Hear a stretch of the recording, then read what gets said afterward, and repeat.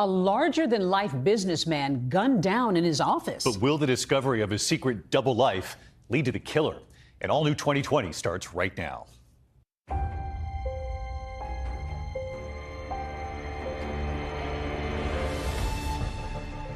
So in broad daylight, a man is shot dead in his place of business on a busy street. I knew as soon as I saw it. I knew he was gone. Just 2 blocks behind me, Bob Eidman was found robbed and murdered. Bob Eidman was shot 3 times. That 3rd shot is being an execution. I just all the way there saying, no, no, no, no, no, no, no, no, no, no, no, Bob, no, Bob. There were just floods and floods of police cars coming in and just total chaos. We're with the Major Case Squad. They only have 5 days, so the clock is ticking. Diane found out on the site that her husband had been murdered. Yes, she did. She makes this statement, something like this has happened before. There were numerous individuals who could have done something such as this. He asked me a question that just kind of floored me. He said, "We're trying to find out about your brother's lifestyle." What is it like to all of a sudden learn that there's this whole other secret part of his life? We're going to find out some stuff they're probably not going to like.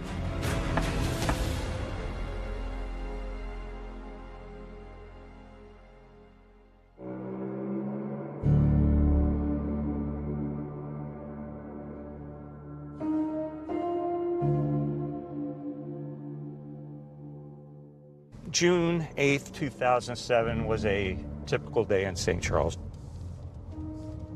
It was a sunny day, and I was proceeding southwest here on First Capitol Drive.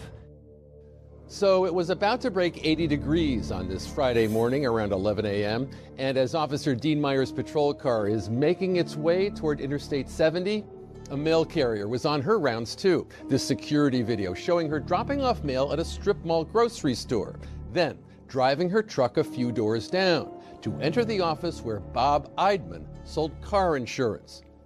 Nobody heard her first scream.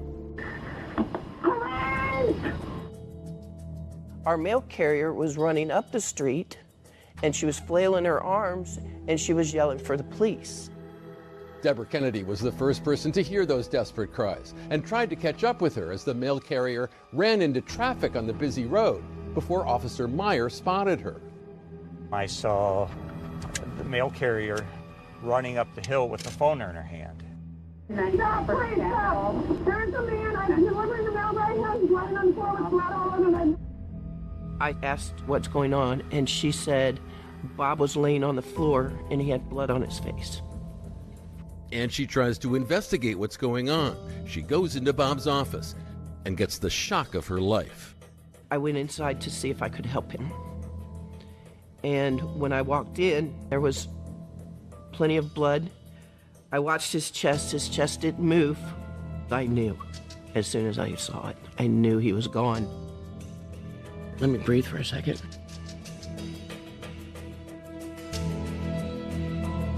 It was St. Charles's first murder of 2007. And right from the start, it was the kind of thing that just isn't supposed to happen here. That's because St. Charles, Missouri is an idyllic bedroom community. It's just over the bridge from St. Louis with a historic downtown and historic values as well.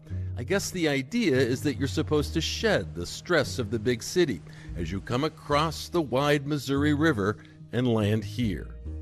But as we know, money woes, lies and rage and desperation, the grip of fear, they do not stop at the river's edge. Now we've got a whole team of officers from the St. Charles Police Department. They've converged on the scene of Bob Eidman's murder. There were just, floods and floods of police cars coming in and just total chaos. Immediately I responded to the area, to the scene. Bob is laying on the floor between the 2 desks. He's laying on his back, and there's a pool of blood around his head. Bob Eidman was shot 3 times. The first shot was superficial.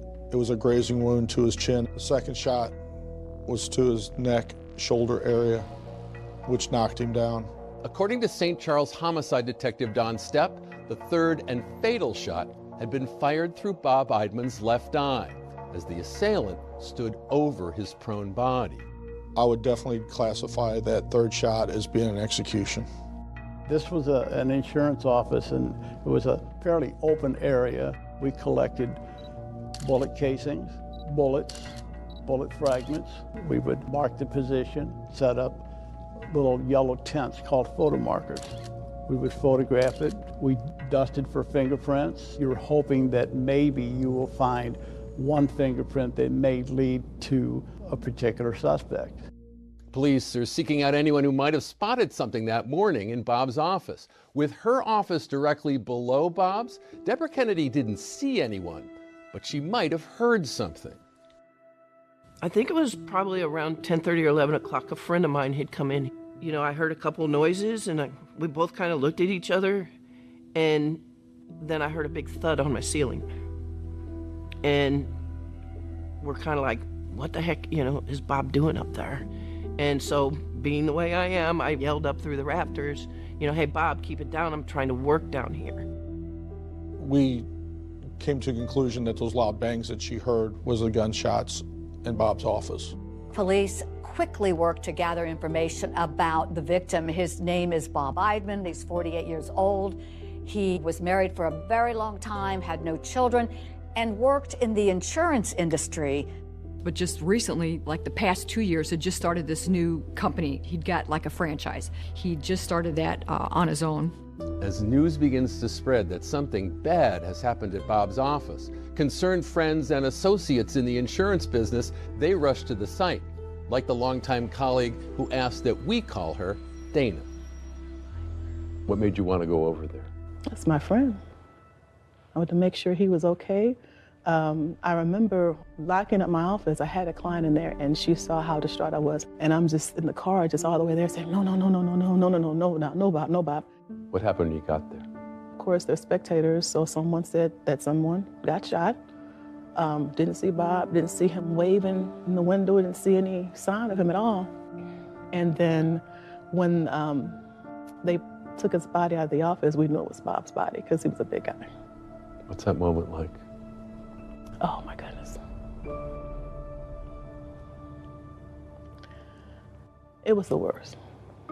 Local reporters have arrived on the scene as well. Those reporters notice that a woman pulls up, and it turns out that she is the now widow of Robert Eidman. Her name is Diane, and Diane approaches the reporters, asking them if they know what's happening. And the reporters are saying that they feel uncomfortable telling her about her husband, so they direct her to the police. But Diane said that she hadn't heard from Bob all day, which was odd, and she kept trying to call him, and he never answered the office phone. So when she shows up and seen all the police cars, she knew something had happened, and she identified herself. Diane found out on the site, didn't she, that her husband had been murdered? Yes, she did. As investigators comb the area looking for video of any potential suspects, they happen upon this grocery store just a few doors down from Bob Eidman's office. Inside, they take note of the security camera that captured the mail carrier earlier that morning. It was right about there, pointed directly towards the front door. Once they get a look at the video it recorded, it's the first big break in the case.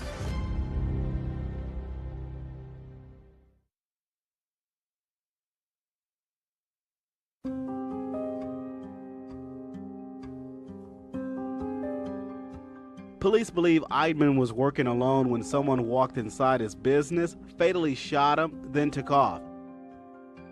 Insurance agent Bob Eidman is dead, shot to death in his office along a busy thoroughfare near the interstate in St. Charles, Missouri. We are west of the city of St. Louis, which most people kind of relate that to the Arch. They are just separated by a river, so just hop on the bridge and you're in St. Charles.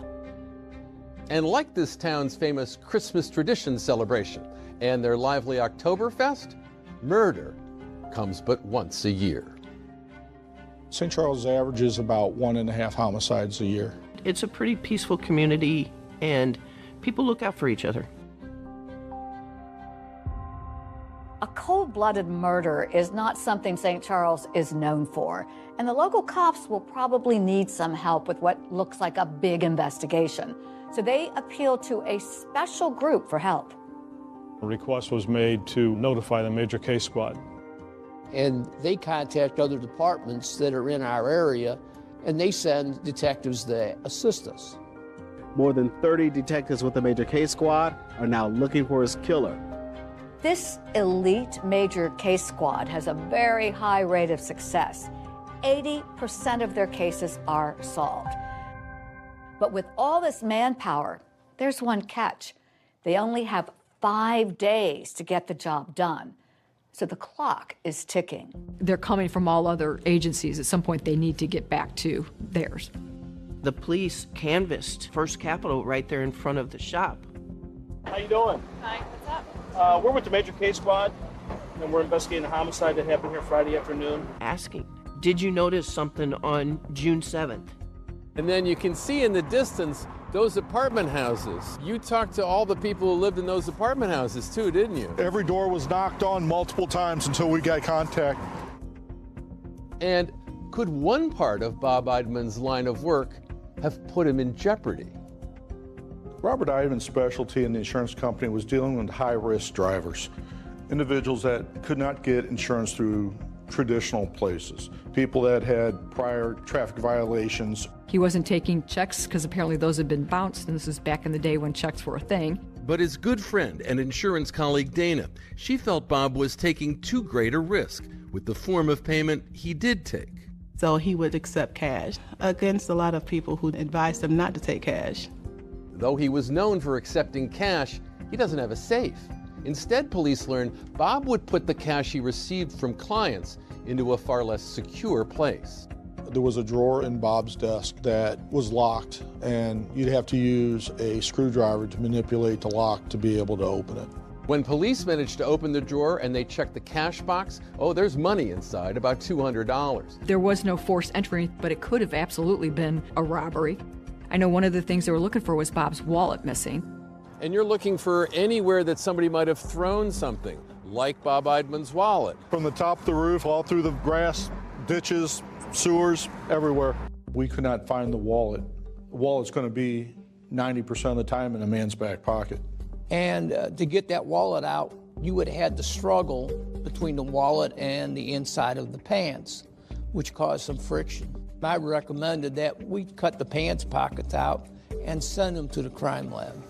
We just thought maybe a sample of skin cells could be found inside Bob's pocket. When we touch something or brush up against something, some of our DNA is transferred to the other object. If they're located, those skin cells can be broken down into DNA. So you were checking for DNA everywhere else, but this was just kind of out of the blue. You just thought, well, you know, we might as well give this a try. Yes, sir. It was the first time that I'd ever heard of anybody's pants pockets getting cut out.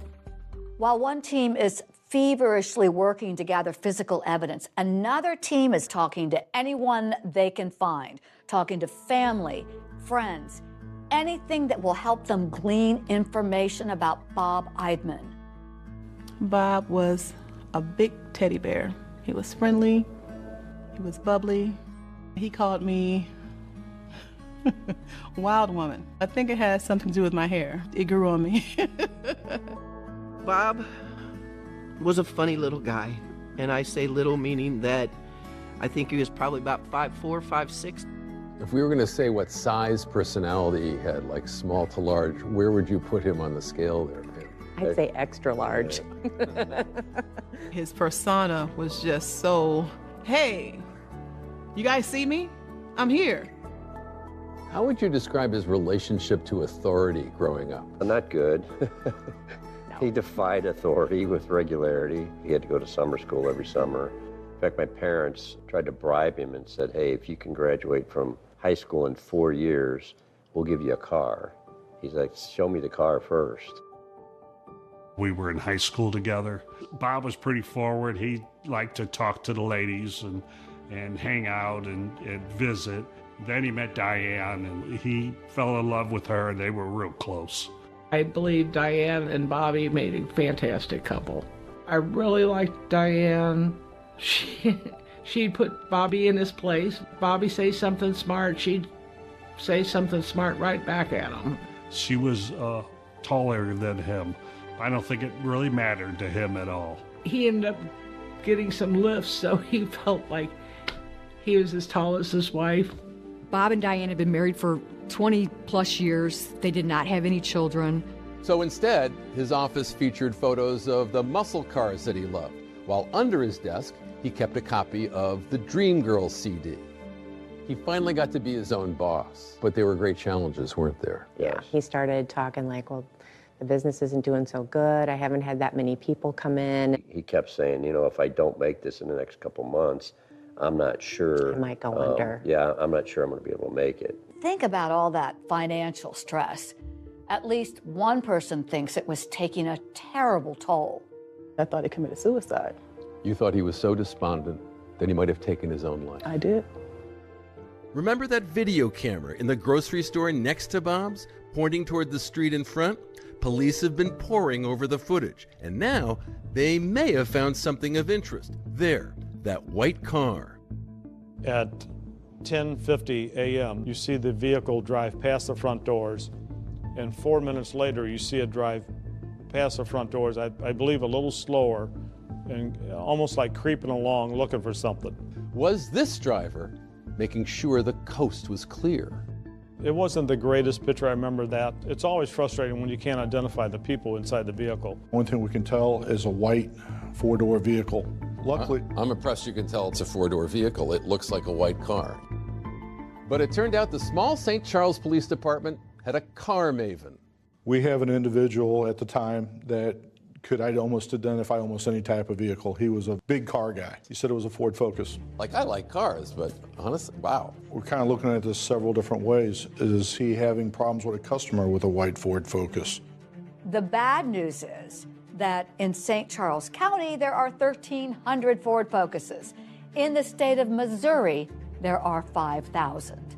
5,000 is a big number to have to deal with. But they're not finding anything suspicious until a gift-wrapped lead suddenly falls into their lap. A white car is crashed and abandoned nearby. And get this about the driver. He had bloody clothing on. Why has he got Bob's business card? I hope this is it.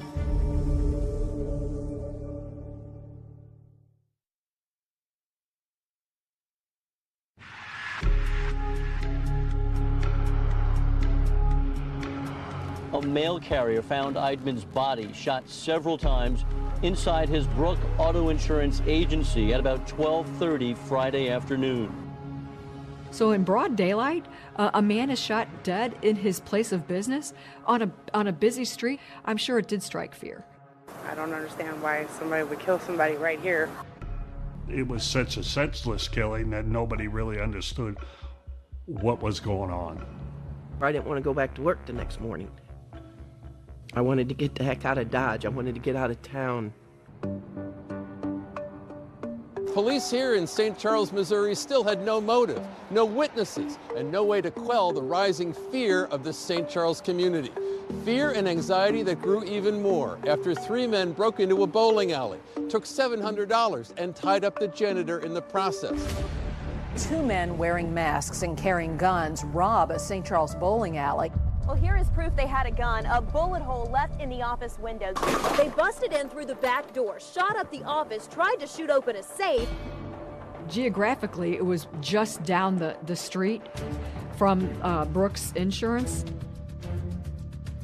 And it was a bowling alley that we all bowled at, so at first we all thought it was tied together.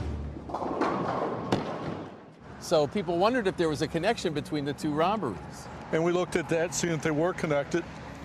And in the course of that investigation, we were able to eliminate it from being a part of this case. Police are knee-deep in Bob Eidman's murder investigation, and they come upon a really interesting scene. It's an abandoned, crashed white car. And when they track down the owner, well, there's a couple of really eye-popping pieces of information. He had bloody clothing on, and he also had one of Robert Eidman's business cards. Why does he have bloody clothing? Is it his blood? Is it Bob's blood? We have some questions we need answered. This could be it. It blew my mind, like, whoa. Travis Wade Ensley is about to blow a lot of minds at police headquarters, where leads in Bob Eidman's murder have been hard to come by. The car that I wrecked was a white four-door Saturn. Which might have looked like the car that was captured on the footage. The next thing I know, I'm at St. Charles Police Station getting questioned for murder. Police now feel that he has a lot of explaining to do. So as Travis recalls, his story goes kind of something like this. I needed new insurance on my car. My buddy's like, check this guy out, and called him up, gave me good rates. And then like a week later, I had been out, had a couple drinks. Okay. I wound up wrecking my car right by my apartment. My airbags deployed and it knocked the sense out of me, and I like staggered down the hill, like right to my apartment, didn't remember nothing. Okay. Next day I woke up, I walk out my door, my car's not there. So Travis calls police to report his car as stolen, but then is stunned to suddenly find himself a potential person of interest in a murder. I was scared to death. They were coming at you. Yeah, they were coming at me pretty good. Travis has what seems like a likely story about why there's blood on a shirt. He said that when he crashed his car, he got a bloody nose. Cops will check out his story, so they're not quite ready to clear him. And they went and looked into certain, my alibi and this and that. They're like, okay, yeah, he's not the guy. Now, police turn their attention closer to home, to Bob Eidman's widow, Diane. It is quite routine for police to look at the spouse of someone who's been murdered. When Bob's wife, Diane, was advised that Bob had been murdered in his office, she didn't have a great reaction. While Diane does appear to be upset in this photo, some detectives at the scene felt she was not overly emotional. I don't want to say it didn't seem like a surprise to her, but she wasn't reacting in a manner that I thought a wife would react when they found out their husband was shot. That struck me, and I'm sure several detectives, as unusual. Is she in shock? Is she in denial? Is she involved in this? Then there's Detective Stephanie Kaiser. Already a veteran sex crimes investigator, Kaiser was respected for her sensitivity and understanding with victims. That would be completely normal in a shock situation like that. There is no such thing as a one-size-fits-all when you're talking about trauma, because to be able to process that would take some time. They're moving slow, they can't think, so I make nothing of that behavior. Now Detective Kaiser is about to become the St. Charles Police Department's Diane Whisperer. Diane Eidman became my lead. Right. We were assigned to take her from, sadly, the scene. Diane wants to go to Bob's parents' home so that she can break the terrible news to them. And during that ride, Diane talks about how she is the manager of the kitchen at the local hospital, and she also offers more information about her beloved husband. She says that there was financial problems. When you say financial problems, what do you mean? I mean, they were having a tough time paying bills. According to Diane, there wasn't much cash coming in. The business itself was struggling. Detective Kaiser continues talking with Diane, and she makes a note that Diane seems incredibly forgetful. She can't remember her own Social Security number. And then the detective asks her about any existing insurance policies. She was upfront that, yes, I have a life insurance policy through work. Diane initially gave us an answer that she thought they had a couple of small policies, approximately $5,000. Not much, right? Not much. So Diane was pretty direct with me. I think she'd had a lot of questions asked of her and then just kind of tells me boldly, I did not do this. These conversations with Diane will shape and reshape the police investigation into Bob Eidman's murder. At the end of that first day, Diane sounds like every other resident of St. Charles. She is terribly afraid. It's just dawning on her, wait, I'm not safe either. I have to act and get her extra patrol, and I did. But you have to still go where the evidence leads. And no one knows yet where that evidence will lead, especially in the wake of the very first astonishing story that Diane Eidman tells Detective Kaiser, with words that will be ringing in lots of heads at police headquarters. One of the first things she says is, don't take this as a confession or anything, but this happened to my dad too. Has her father been murdered and her husband murdered as well? Has lightning struck this woman twice?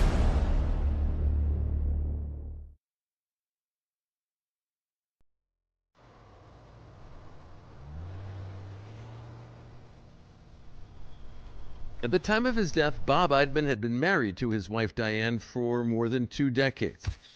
And yet, even those closest to him could find Diane to be something of an enigma to them.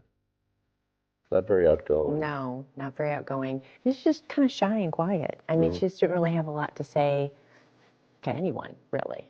When you would ask Bob about Diane, what kinds of things would he say about her? His famous saying was, "She's not the person you think she is," and I never knew what that meant.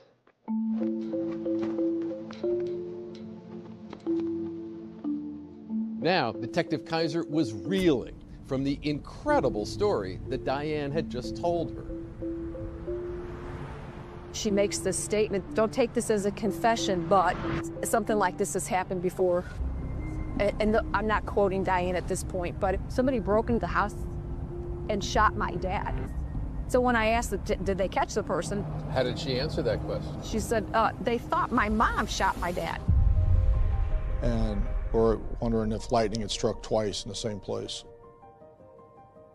Diane Bowling Eidman, seen here on her wedding day in 1978 with her father Jerome, was just 26 years old when he was murdered inside the home he shared with his wife Lenore, Diane's mother. The murder case that made headlines in this region all began when a call came through in the wee hours on the morning of April 6, 1984. Gordon Adams was an officer with the St. Louis County PD. What went out over the radio when you heard the call? As I recall, like I say, it came out as a home invasion with someone shot. And so that's what we would consider a hot call. Well, when I arrived, it's 2:30 in the morning, maybe 2:35. So it's dark as can be. I immediately went to the door, knocked on the door, and Lenore answered. And the hair is pristine, and she's standing there in a kind of sheer nightgown. And she says, "My husband needs help. He's in the bedroom. He's been shot."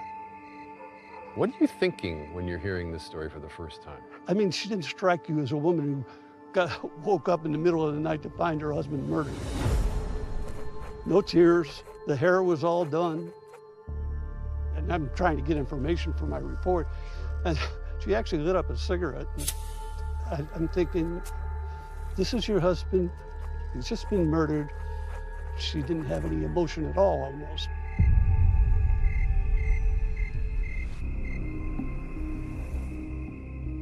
David Barron was a detective with the St. Louis County Police assigned to the case.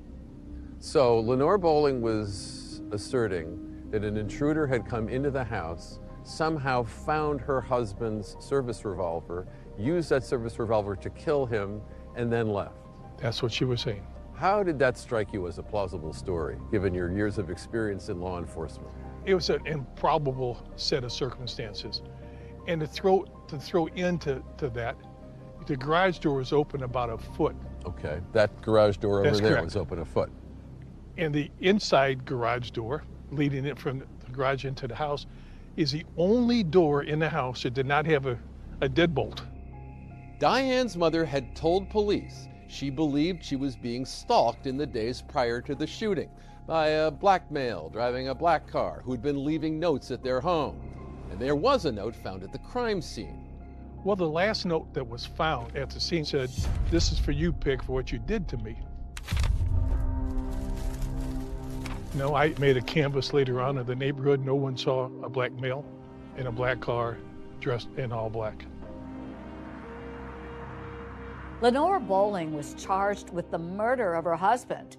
She pled not guilty, and while she was awaiting trial, she moved in with Bob and Diane. How did Bob feel about living with someone who was accused of shooting her husband to death? Bob was not happy about that. He was scared. Yeah, He would he go was to very- bed every he was very night and scared. say would bolt his door, lock it closed. He did not. He was afraid. He didn't want to be in the house with her.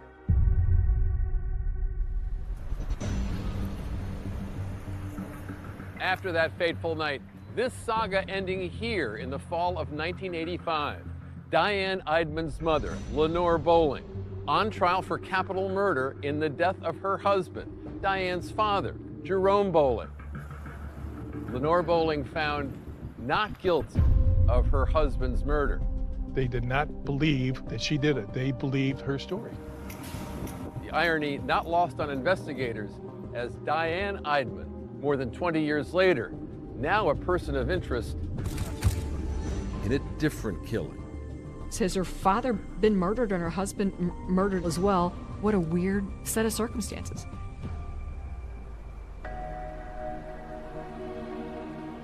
But it was something else Diane Eidman told investigators about her own husband that they said gave them pause. During Diane's initial interview, she was asked if there was any insurance policies. Diane said that she thought there was one policy, and she thought it was just a small policy, approximately $5,000. She describes that she has a life insurance policy through work. She's not sure about the details on that. I was contacted by an insurance company and told that there was additional policies for Robert Eidman that we were not made aware of that were quite substantial in size. Now with Bob's death, police say she was suddenly in line to receive more than $300,000 in life insurance. We did not know if Diane had forgotten to tell us about those policies. Did Diane know about those policies?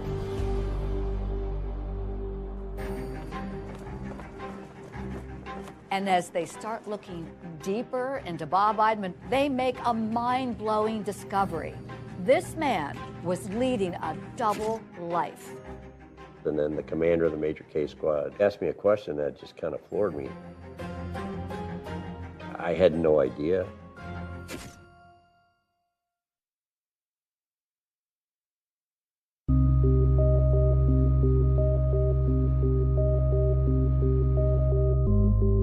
I went to Bob's funeral, and it was sad to see him there. I didn't expect to go see my friend in a casket, and I felt horrible for his wife and his family. Bob's older brother by 21 months. Glenn Eidman grew up as a straight-A student, and he was a frequent target of Bob's verbal barbs. How did he feel about you being a policeman? He made fun of me a lot. He did not like that. Wasn't big on police. He got in trouble growing up. Glenn always believed that Bob was his mother's favorite. Even so, he said he was not prepared for what he says she asked him to do as they attended Bob's funeral. At his funeral, my mom, she was confined to a wheelchair. She was in very poor health. So she goes, "How could somebody do this to my boy?" I said, "Mom, I don't know. I don't know why." She goes, "Well, I want you to find those people. I want you to kill them." And I said, "That's not how this works. You know, I'm a police officer. I can't do something like that." But she was very devastated, and literally 3 months after his death, she died. She just lost her will to live. It was kind of a rough year, for sure. I went up to the funeral and seen Diane as she was broken up, but I didn't ask a lot of questions. She never really said a whole lot. She really didn't say a lot about anything. She was pretty quiet. I was just watching Diane and just grieving with her. And I noticed there was a large police presence. And I just thought that was odd for a funeral. But if they suspect the murderers to be there, then they were there for a reason. At the time of Robert Eidman's funeral, we set up surveillance and we recorded video of the attendees at the funeral, as well as obtaining the guest book for the services. Police check out every name on the funeral registry. It takes them nowhere. Meanwhile, it's day 4 of the Major Crimes Task Force investigation. The clock is ticking, but still no good leads on who killed Bob Eidman. We were striking out. There was no one that could really come up and say, Bob's having a problem with anyone. But then the Major Case Squad does a deep dive into Bob's email, his phone and computer records. They're searching for any hidden clues. They make a discovery they're eager to know a lot more about, just as Glenn comes in for his interview. You know, they put me in an interview room to ask me some questions. I said, you know, I have nothing to hide. You don't have to play these games. You know, ask me whatever you want. And he asked me a question that just kind of floored me. He said, we're trying to find out about your brother's alternative lifestyle. I said, what alternative? He goes, his affairs. You know, I go, you think he's out picking up women? I mean, that just ain't happening. And he's like, your brother was gay. I had no idea. We had no idea. We did not know that. Turns out this long-married insurance agent was leading a secret double life. While we were analyzing Bob's computers and it was discovered that he was visiting male-on-male websites were sexual in nature, and he was making contact with some of these places. Sometimes in these murder investigations, as we dig into them, you find a lot about a person's life, their lifestyle.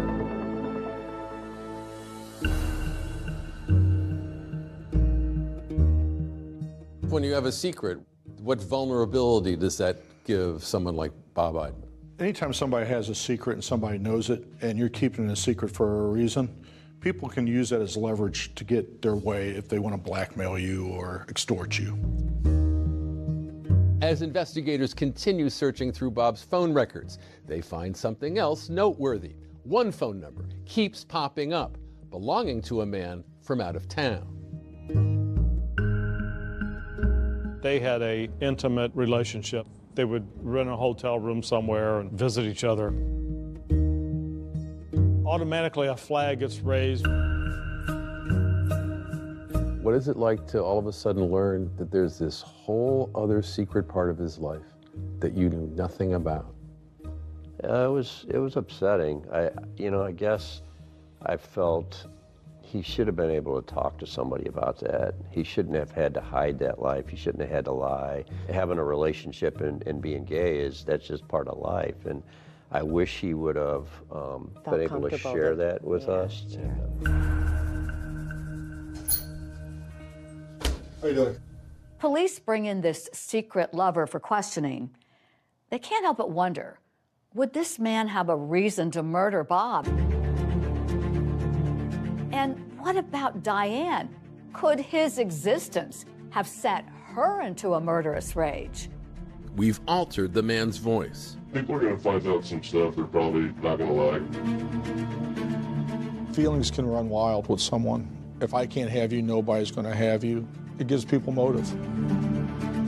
And as a young, untested detective is taking on his very first big murder case, a totally unexpected assist from the cutting edge of forensic science, it's going to take this investigation into surprising territory and bring answers at last to the key question: why was Bob Eidman killed?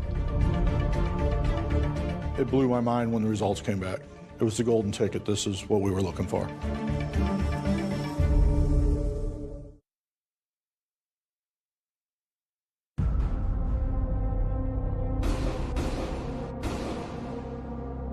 Two blocks behind me, Bob Eidman was found robbed and murdered.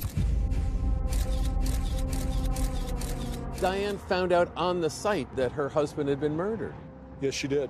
She makes this statement, something like this has happened before. Somebody broke into the house and shot my dad.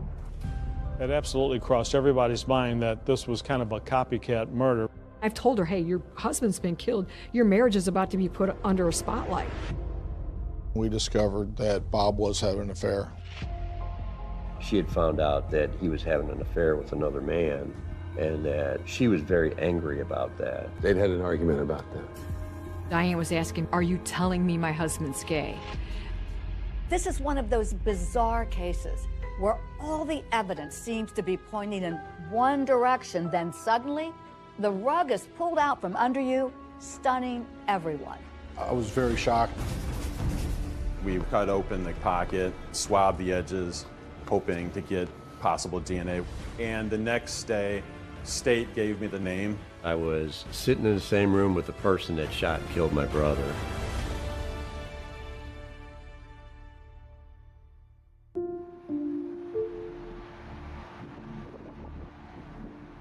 Friends and family are mourning the loss of Bob Eidman, gunned down in his office in a small strip mall in St. Charles, Missouri.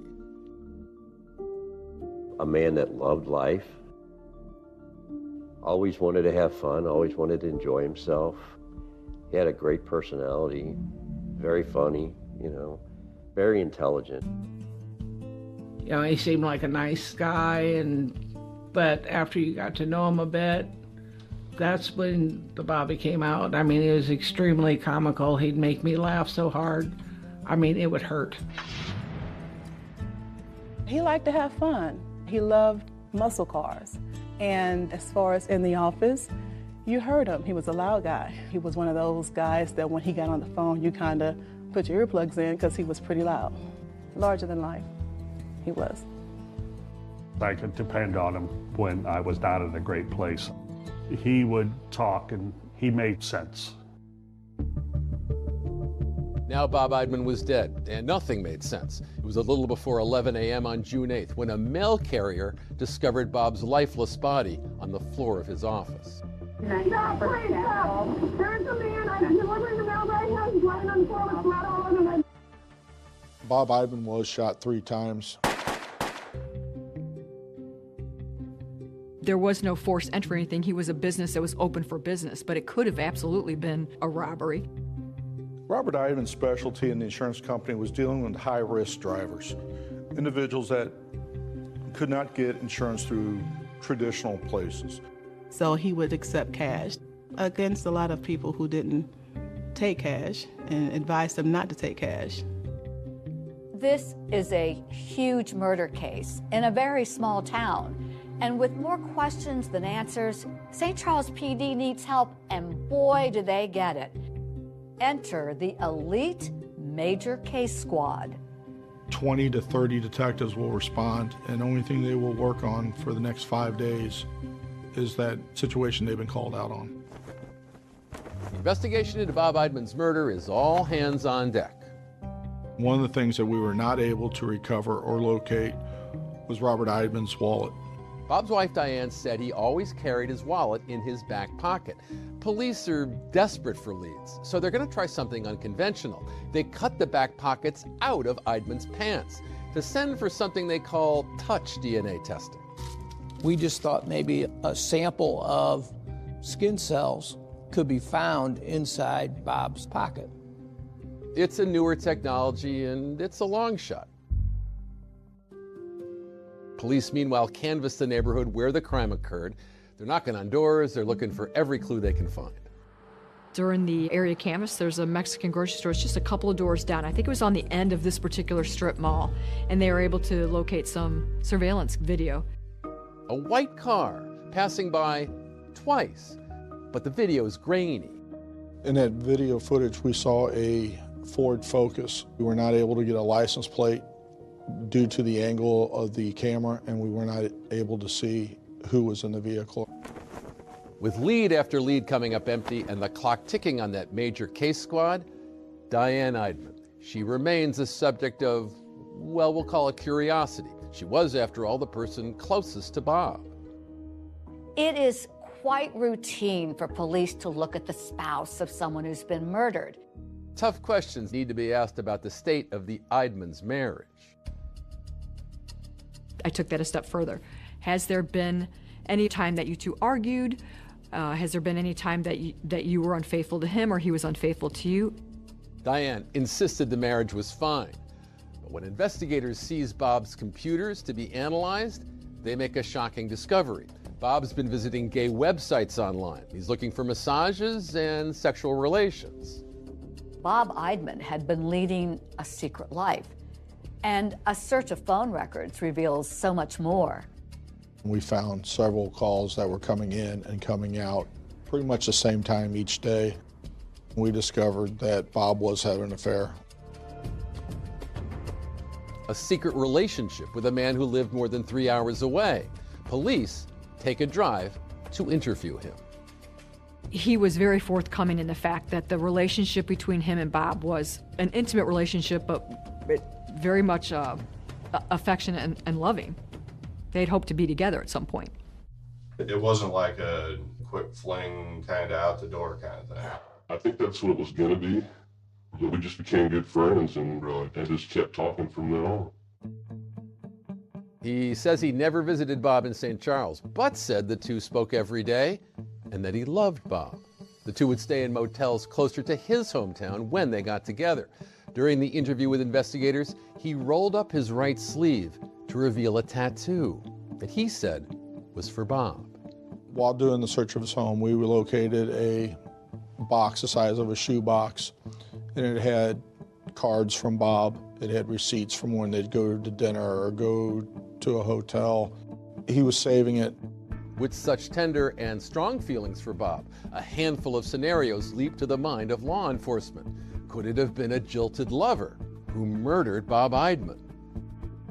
Feelings can run wild with someone. If I can't have you, nobody's going to have you. It gives people motive. In theory, a jilted lover made potential sense to investigators, but the man had an alibi. On the date of the murder, he was at work, hours away from St. Charles. He was on video, and there were numerous people who said, yes, he was here this day. This is the time he clocked in. After passing a polygraph, Bob's secret lover is cleared. But it's something he tells investigators about Diane that raises red flags. He called me. He goes, I got some bad news. And I said, what? He said, she read one of my emails. He said that Friday night, he said it was a pretty bad night. Investigators are now zeroing in on Diane. How angry was she when she discovered Bob's secret life? Angry enough to commit murder? You never met her before? No. I've seen her picture. Would she be angry enough to go in and do that? I hope not.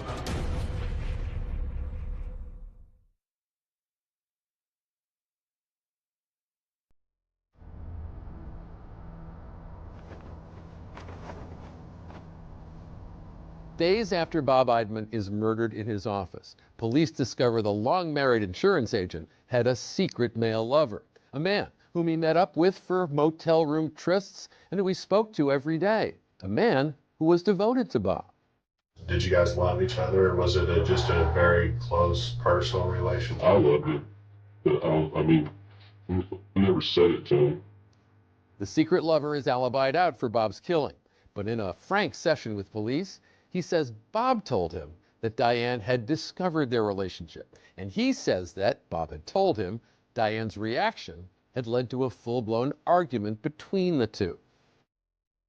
He said that, she said who's and, so this is, I think he said this is just, a fantasy deal or what have you. It's what Bob said. She asked him if we were sleeping together, and he said no. He said it was pretty rough that night, that Friday night. It was up to Detective Stephanie Kaiser, the Diane Whisperer, to broach the delicate subject with Bob's widow while interviewing her at the Eidman's home. Kaiser said Diane told her that she'd learned of her husband's relationship with the man after discovering an email between the two, that Bob denied having an affair, but it was the tone of that email which had deeply hurt her feelings. She describes it as he's telling him intimate things that he hasn't told me. She's telling me I felt hurt because he wasn't speaking to me that way. So they're married. What do you think she meant when she said that? What kinds of things were they saying to each other? I didn't ask the specifics, but I'm just talking to her about it. Did this happen? Could this be a motive? In Detective Kaiser's account, Diane seemed to be struggling a little bit with the nature of her husband's relationship to the man, or what they did during their time together. When I'm interviewing Diane, one of the things I asked was, I asked a lot of different things, to the point where Diane was asking me questions like, are you telling me my husband's gay? I asked her, what did Bob tell you? What are your impressions? Her response back was, he told me no. He was going there to meet with him. They worked together, and he needed the stress relief. Kaiser said Diane told her that when she learned of the relationship after discovering that email, she and Bob discussed it, but they never argued. I'm telling Diane, Detective Stepp and Detective Grove are talking to him now. He's saying you guys had a loud, angry argument. She said, I don't know that it was loud and angry. Well, that's what he's saying. You know, Diane, what say you? She said, I told him it was over. I told him he was going to end that friendship. But she said, I don't know if I was yelling and screaming. I go, well, that's what he's saying. I'm just asking. So. But she laid her foot down. She gave him an Yes. ultimatum. You are not to see this guy anymore. Yes. As far as you know, did Bob adhere to that ultimatum? No, he did not. Diane Eidman finds herself sitting in a polygraph room at the St. Charles Police Department. So Diane was pretty direct with me. I think she'd had a lot of questions asked of her and then just kind of tells me boldly, I did not do this. I didn't. Diane is just direct. Diane Eidman voluntarily submitted to a polygraph, and the results came back being inconclusive. She doesn't pass, but it's inconclusive. So it's just still kind of puts her in that iffy category, if you will. Adding to investigators' frustration, a day after Diane takes that polygraph test, the clock expires. The major case squad is out of there. 37 officers, 15 different departments had spent more than 2,500 man-hours investigating, with no arrests. A frustrating end to a furious search for answers. When it goes back to our police department at the time, it is frustrating knowing that you didn't solve this case and it just goes on to an active case file to be looked at as further investigative leads come in. At that point, I'm assigned the investigation. The task of solving the murder of Bob Eidman now falls to a junior detective in the department, Don Stepp. When my sergeant came up and asked if I would like to be assigned this investigation, I was overwhelmed. It's one of those things, am I ready to do this? You don't want to say no, it's an opportunity. I wanted to see this investigation to the end. Don had contacted me and said, I'm starting from scratch. I'm going to take this entire investigation. I'm going to do everything over again. What did that feel like to hear? Well, it was refreshing to, I just felt like there wasn't a lot there. In 2007, I had only been a detective for 4 years. I was the young guy in the squad. I had got promoted and I was a police chief at the time, and I didn't want him to feel like there was pressure on him. But he met with me a couple times, and the one time that really struck home is he said, hey, you're like family, and I am going to solve this. What motivates me to keep going on this investigation is there's someone or someones who had killed Bob Eidman. Bob Eidman needs someone to stand in his corner. Detective Stepp continues to immerse himself in the details of the case. It had been over a year since Bob Eidman was murdered, when Stepp is at the airport in St. Louis and he spots Diane.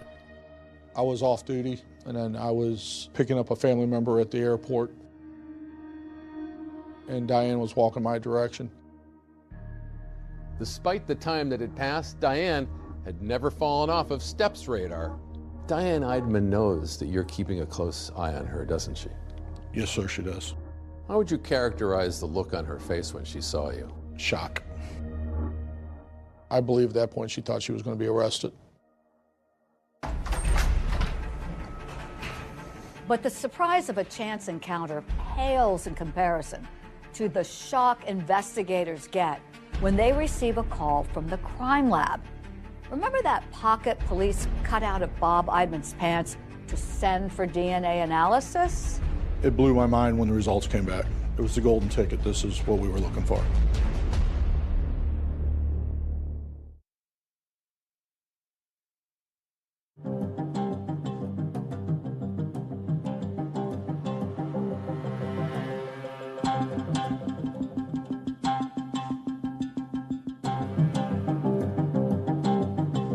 It is 2009.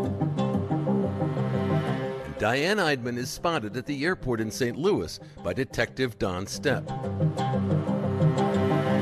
How would you characterize the look on her face when she saw you? Shock. Stepp documents the incident, later learns that Diane took a trip to Las Vegas. But nothing comes of it. And if you don't have a suspect right away, then there's things that take time. So things slowed down, but things did not stop. Face it, there are few, if any, solid leads to pursue, including the identity of that mystery driver whose car was seen on the day of the murder. They had this famous lead about this car that went around the block, and they had it on video, but there were 22 detectives for 5 days, and they didn't find it. And there's another lingering piece of evidence still out there. That touch DNA taken from Eidman's back pocket. It was sent to the St. Louis Major Crimes Lab. Anytime you submitted any kind of DNA information, DNA samples, it was going to be a year or more before you got an answer to it. Nearly 2 agonizing years after Bob's murder, it's as if this case is frozen in time. I felt that they were never going to solve the case. I mean, we pray every day. Just, we need peace. We need answers. We need to find out what happened. It seemed like there were no answers. No. Then in March of 2009, that touch DNA from Bob's pocket is forwarded to Brian Crime. He's a forensic scientist with the St. Charles County Police Department. We were contacted by investigators and asked if we could do the DNA on the case. With almost every angle of the case having been explored and explored again, it all comes down to what Cry could uncover with the DNA analysis. If we were going to swab the back pocket of a pair of pants, we would cut open the pocket, swab the edges, hoping to get possible DNA. Once I get a swab, I process it and cut the tip off and put it in an extraction tube, and then we load it onto a genetic analyzer that ultimately produces a DNA profile. But given the cold case backlog, it takes several more months for the DNA to be processed. And when the results come back, investigators get a major break that heats up this cold case. I developed an unknown male profile. It was a mixture of 2 people. One of those persons was the victim, Robert Eidman, and the other one was an unknown male. I knew once we obtained the DNA profile, the identity of the individual in Bob Eidman's pocket, I knew that was the golden ticket. I knew that was when we were going to be able to close this case. That unknown DNA could lead investigators to Bob's killer, so Cry enters the profile into CODIS. That's a law enforcement database. Hours later, there's a hit. It hit that same day, and the next day, state gave me the name. The DNA doesn't match Bob's wife or his secret lover or anyone else the police had been looking into. Instead, it comes back to someone who was never on the investigators' radar. What did you learn that person's name was? Paul White. When the name's first discovered, Detective Stepp is otherwise engaged. I was on a traffic detail directing traffic. Did you just want to run up and down the street and tell people we've got our guy?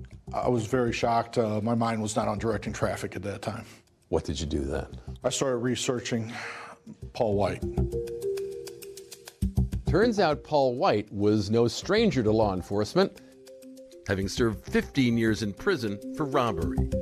When they got the DNA match, Don had contacted me and said, I'm going to solve this. And I truly believed him. I got to give him a lot of credit. You know, he did a lot of old-fashioned work. This new lead poses even more questions for investigators. Could Diane have hired Paul White to kill Bob, or had White acted alone? When the DNA came in, that didn't seem to exclude her either. The idea being maybe she had hired somebody. Yes, I mean, it was worked all the way through. You now have Paul White's DNA on Robert Eidman's pocket at the time of his murder, right? Yes, sir. So I assume you want to talk to Paul White. Yes, sir, I do. And Paul White was not hard to find. Paul White was incarcerated at the time when the DNA came back. How you doing? And so in September 2010, Detective Stepp pays a visit to Paul White at a maximum security prison in Fulton, Missouri, where he's serving time for forgery. Do you have any idea why we're here? I wanted him to know right off the bat that we knew he was there. Does this guy look familiar? Never seen him before. I wanted the truth. I wanted to get a confession from Paul. I've got your DNA in his back pocket. And will that touch DNA evidence be enough to get that confession? White leaned back in his chair. He laughed. It's impossible. It's not. It's impossible. It's no way in the world. It's impossible. What are you thinking when he does that? I'm thinking this is going to be a long interview. I'm getting taped and stuff, and I'm what the man.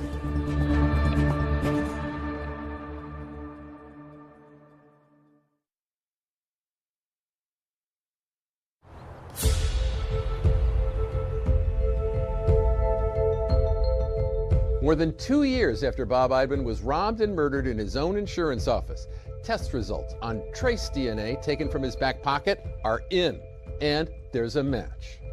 That individual was in the Department of Corrections in Missouri. What did you learn that person's name was? Paul White. As investigators dig deeper into Paul White's background, they uncover a possible connection to Bob. It's been hiding in plain sight.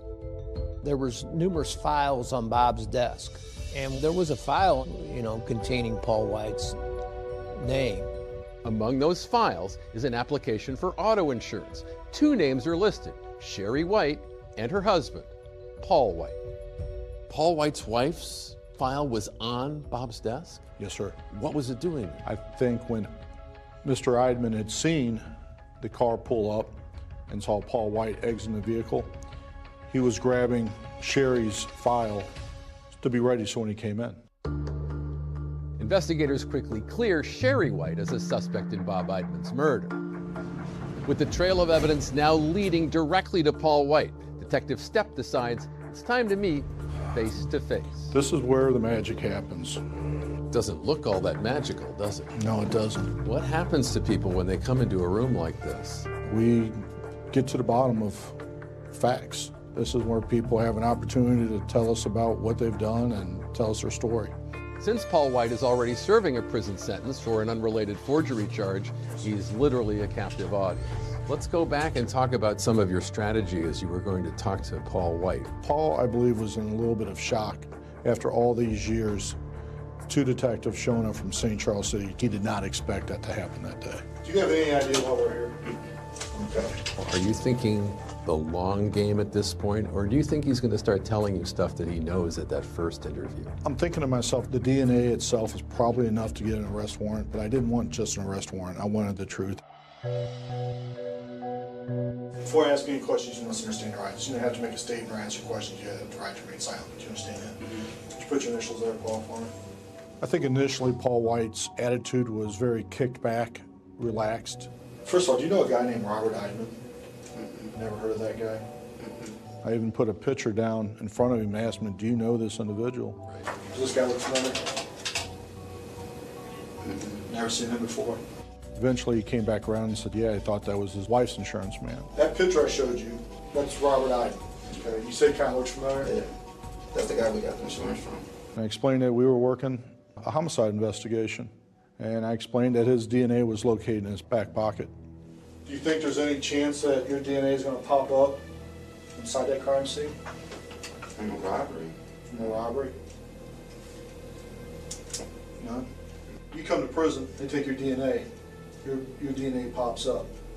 You know where it pops up? Swabbing a back pocket of my victim. Your DNA shows up in this guy's back pocket. That ain't nowhere in the world. Why don't you think that? You said that he got robbed. I never robbed the guy. I've been in there one time and to get insurance. So that's exactly. Ain't nowhere You're telling me you've been in there one time. Yeah. And your DNA shows up in this guy's back pocket a month later? That don't even make sense. Exactly. With your story, it doesn't make sense. Again and again during that first interrogation, you tell him, I've got your DNA. I mean, you must have told him, what, 10 or 15 times in the course of that conversation, right? At least 10 or 15 times. He kept saying, there is no way. Repeatedly.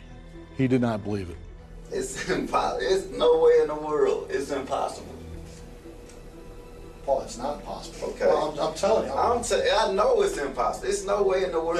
Then how to get there? I don't even feel like it was there. It's impossible for it to be there.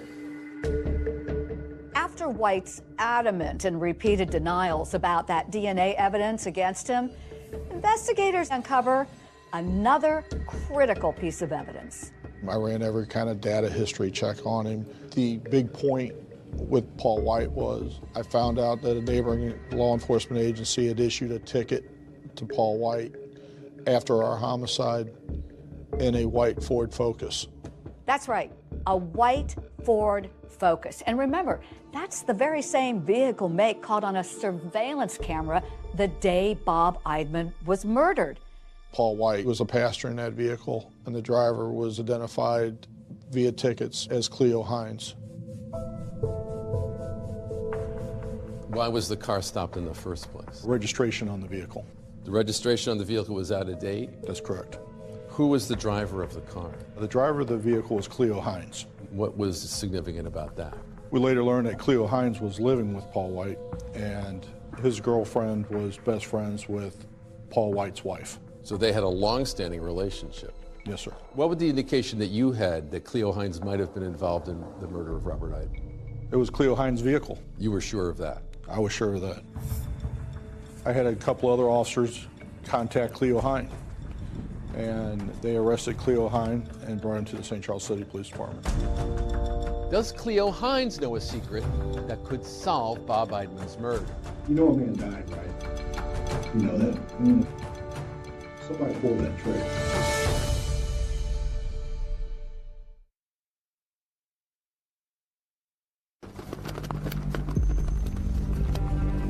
After several years of lead after lead turning cold, the investigation into Bob Eidman's murder is now heating up as lead detective Don Stepp zeroes in on a new suspect, a man named Cleo Hines. I was going to take the same approach with Cleo Hines as I did with Paul White. Are you the hardened criminal, or are you a guy that made a mistake? Let's talk about the robbery. I know all about it. I told him we had a positive idea of his vehicle. We had a positive idea of a Focus, a white four-door Focus. You know your vehicle's on video? Do you know that? You know that Mexican grocery store? There's a video camera inside. So I seen you pull in. Now, you didn't just pull around once, did you? No, like twice. You pulled around twice, and that's on camera. Yeah. Then you pulled up. He knew he owned a white four-door Focus. He knew he was involved in this. There was no way that he could fight that. Unlike Paul White, Hines immediately starts talking, saying White approached him the day of the murder. He got a gun in his hand. Okay. He wakes me up out of my sleep, into my head. He told you he was going to do a robbery? I basically already knew that because of the gun. Okay. And how he was acting. I mean, he didn't have no money. It took a very short time, and Cleo just started talking and talking and talking. What kind of handgun do you think it was? It looked kind of like a 9mm Glock. A 9mm Glock, the same type of handgun investigators determined was used to murder Bob Eidman. But the question is, who pulled the trigger? Somebody pulled that trigger. Yeah. Okay. It wasn't me, it was him. Okay. And Cleo wanted to give his side of the story to defend himself against whatever Paul might say he did. I told him too much to drop him on my side, but he goes and 5 minutes later he comes back out. Did have gloves on? Paul? Yeah. He has a white gloves. White gloves. They were like cotton, like gloves. Paul White had been wearing gloves, so Paul White absolutely wasn't going to say anything because he believed his DNA couldn't have been located because he was wearing gloves. I don't even feel like it was there. It's impossible for it to be there.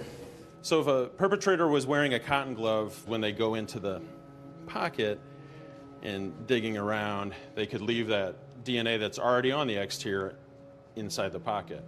Also, if the individual is sweating, it could actually soak through the glove and leave DNA behind that way.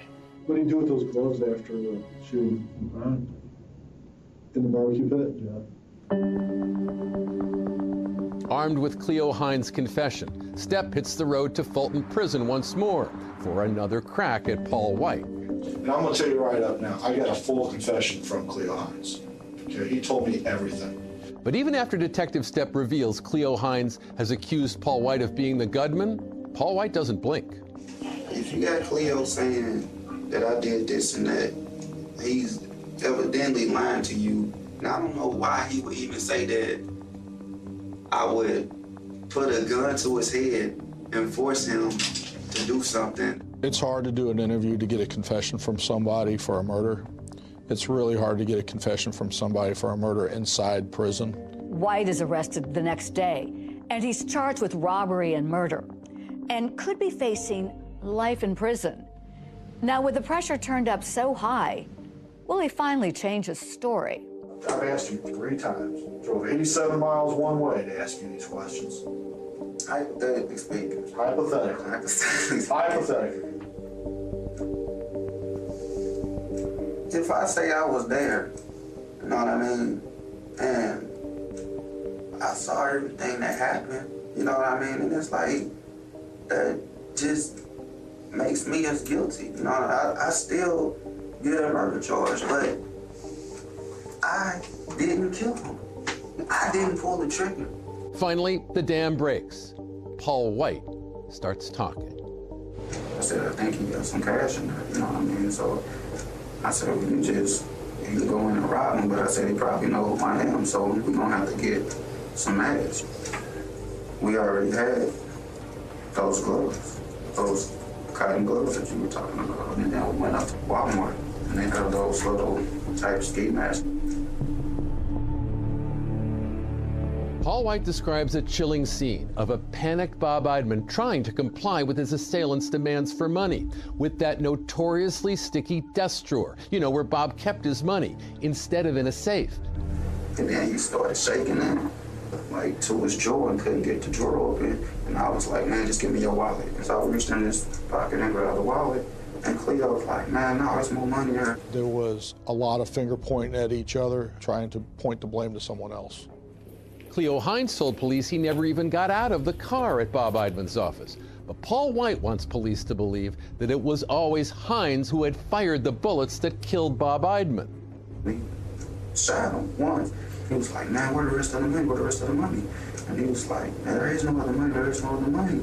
And he shot him again. And I'm like, man, what the are you doing? I said, man, is he dead? He was like, I don't know. Shot him again. So I'm like, man, we gotta get rid of this gun. You know what I'm saying? I took it and threw it off the bridge. Paul White offers to help find the murder weapon, riding along in handcuffs in the back seat of a squad car. We took Paul White out of the St. Charles County Jail. Going to find the weapon. And had him point out the area where he got rid of the gun. I would say, like, right in here. We searched an extensive area for the gun, was never able to locate it.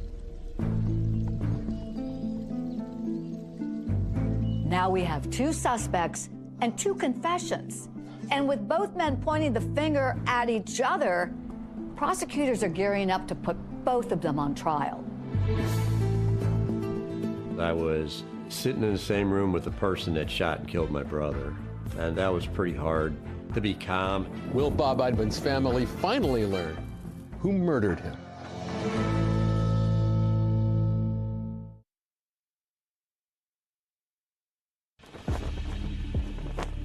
At the climax of a more than 3-year investigation that at one point involved 37 officers, cops finally learned the details of what was stolen the day of Bob Eidman's murder.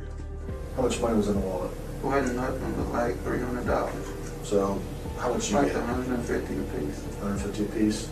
Paul White and Cleo both advised they went to the casino after the homicide and lost the $300 almost immediately. He went to the casino because that's what he did. He lost the money. Yeah, basically did nothing.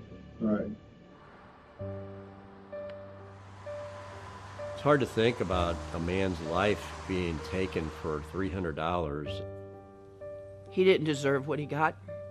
He was running a business, trying to make a living, and somebody felt that what he had, they needed too. And so they took it from him. They could have taken his money and left. They didn't have to kill him. As far as any connection between the two men accused of killing Bob Eidman and Bob's widow, Diane, Paul White revealed to investigators that he didn't even know who she was. Do you know a woman named Diane? No. You don't know a woman named Diane Eidman? No. With Paul White and Cleo Hines now both charged with Bob Eidman's murder, it now falls to Detective Stepp to break the news to Diane Eidman, who had long been in his crosshairs. I met Diane at her place of employment, and I said, Diane, this is over. We have the individuals, and we have the charges on them for killing your husband. Was she angry at you? I don't believe she was angry at me. There was a lot of stress that just came off Diane. You could almost see it leaving her body as she was shaking and crying. She was very happy that this was over. Here, some 5 years after Bob Eidman's murder, Paul White and Cleo Hines are set to stand trial in this courthouse. 2 trials, 2 defendants, with 2 totally different accounts of the crime. First up at trial, Paul White, who pleaded not guilty to first-degree murder and first-degree robbery. Really didn't know what to think when I came into trial because I was sitting in the same room with the person that shot and killed my brother. And that was pretty hard. The trial for Paul White lasted 3 days, which is actually very short for a murder trial in this county. The trial was swift, and so were the deliberations. The jury needed just 2.5 hours before delivering a verdict. Paul White, guilty of murder and robbery in the first degree. As for Cleo Hines, he decided not to put his fate in the hands of a jury. Before his trial, he entered what's known as an Alford plea. An Alford plea is a plea in the state of Missouri where an individual will not say, I did it, but there's enough evidence to say I did it. With that plea, Hines is convicted of a lesser crime than White, second-degree murder and first-degree robbery. He received 2 life terms, but while Hines' sentence offers the possibility of parole, Paul White will never again see the light of day outside a prison. Paul White was sentenced to life without parole in the Missouri Department of Corrections. The investigation into Bob Eidman's murder had cast a shadow of suspicion on his widow, Diane. Now she stood in court and gave her own account of all she had lost. Were you there for Diane's victim impact statement? Yes, we were. She said, I'm going to be alone for the rest of my life. You took my best friend. You took my husband away from me. She told the court this in part: I looked over my shoulder for 5 years afraid, never knowing if the people who killed Bob were coming after me, or did the police really believe that I killed my husband? I do feel like the system worked. The killers were caught. Science prevailed and overwhelmingly provided evidence that got them a conviction.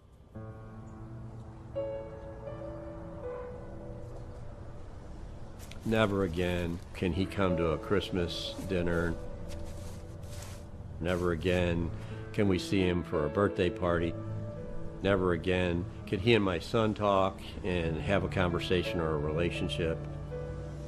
He just loved life. I mean, he was always happy and making jokes, making light of things all the time. We talk about him all the time. It's not like he's gone. He's still here with us.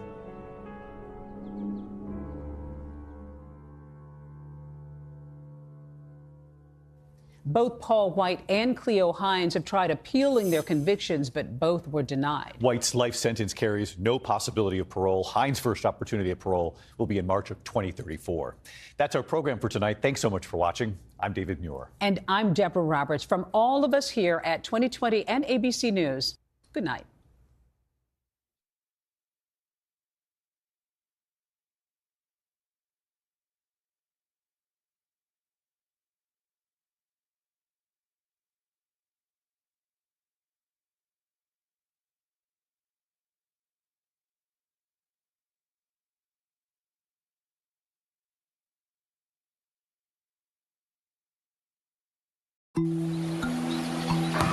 Tonight on an all-new 2020.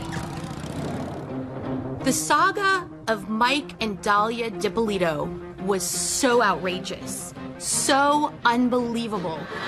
Their relationship was like a powder keg. Those two had such sexual attraction. The reality show Cops is there waiting to capture every second. This is Sergeant Frank Ramsey, Boynton Beach Police Department. Okay, I'm sorry to tell you, ma'am, he's been killed. He's been killed. Can you imagine you come home from a simple morning at the gym and you find out that your husband's been murdered? I can't let you in, man. Listen, is there anybody that you know that you think would want to kill your husband? Did you ever love Mike DiPolito? Yes.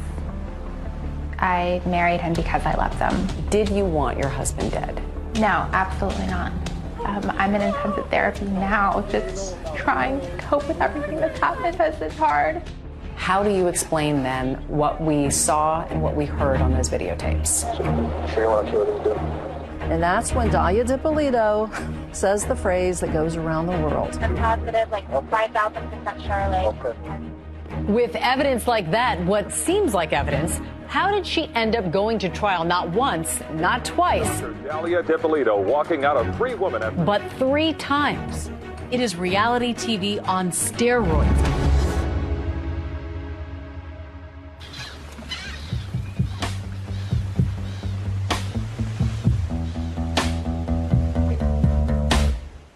It's a cloudy morning in sleepy Boynton Beach, Florida. It's just before 6 a.m. It's already a humid 80 degrees, and most people are still asleep, but not 26-year-old newlywed Dahlia DiPolito. On August 5th, 2009, Dahlia and Mike DiPolito had just passed their 6-month wedding anniversary. He's in bed in the morning, and Dahlia gets up and goes to the gym at 6 a.m. The LA Fitness in Boynton Beach. He's groggy, it's early morning, he's still in bed.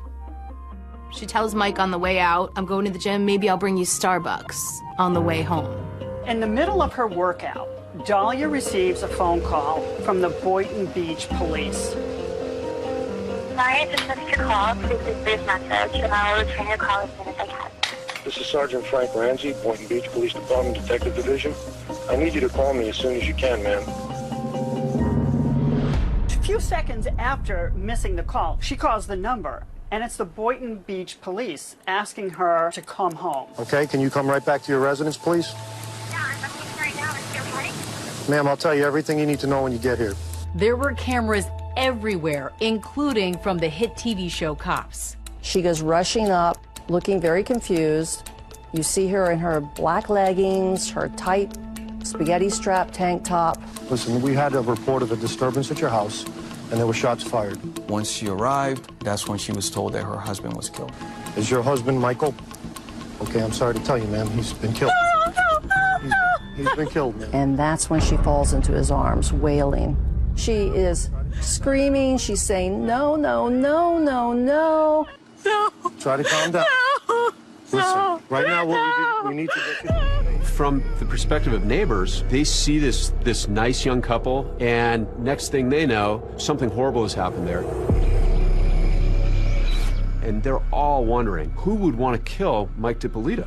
Is it random? Is it somebody that could have come into my house? My name is Jillian Jalali, and I have a podcast called Court Junkie. This case has it all as far as true crime is concerned. Mike and Dahlia seemed to be a perfect match. It was truly a fairy tale. Dahlia's father was Egyptian and her mother was Peruvian. She was born Dahlia Muhammad. Dahlia comes from a religious family, very close-knit family. And when she was 13 years old, her family moved to Boynton Beach, Florida, where she essentially grew up. Boynton Beach is located in Palm Beach County. Well, that's a pretty glitzy county in Florida. When people think of Palm Beach County, they often think of Mar-a-Lago, where President Trump lives. He has that resort there.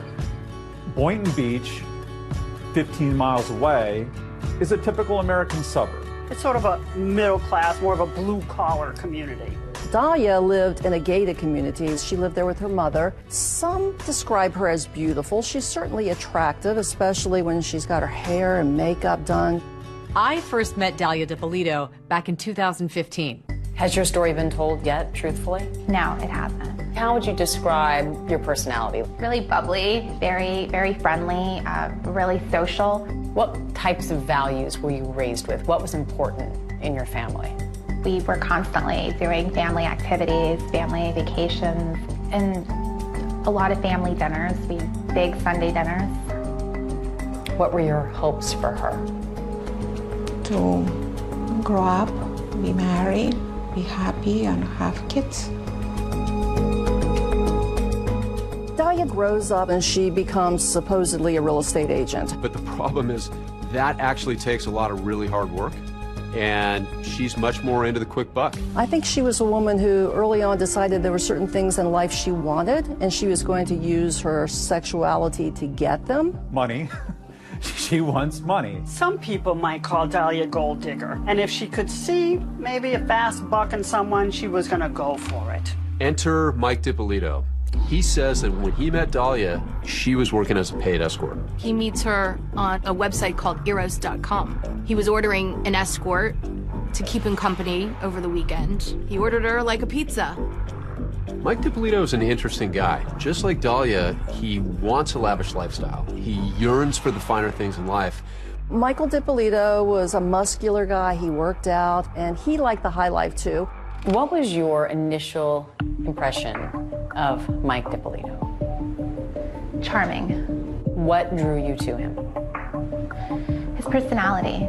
He was really engaging, and it felt a really strong connection. So, Mike DiPolito is a very likable guy. He's not afraid to be vulnerable. And he just seemed sort of like a guy you'd see at the gym, maybe not too bright, but working hard and trying to have a fun life. Mike describes his first meeting with Dahlia, that she was sweet, almost naive. Give me some insight into what it was like when you first met. We got into outdoor activities and stuff, and we got bikes, and we started biking together. What do you think Michael saw in you? My personality, who I was, my sense of humor. We talked about all kinds of things. We watched the news together. We were big movie people. We both love Starbucks, coffee drinkers. Mike had a very difficult upbringing, and I think he really yearned to feel loved and to feel safe and taken care of. He had this void that needed to be filled, and she made him feel like he had never felt before. But the problem that Mike had was that he was married at the time. They start an affair, a hot and heavy and steamy affair. He said the sex was unbelievable. Did you have any scruples about getting involved with a man who was still married? No, I was told that he was going through the divorce proceedings, and he had actually sent me papers showing that he was going through the divorce process.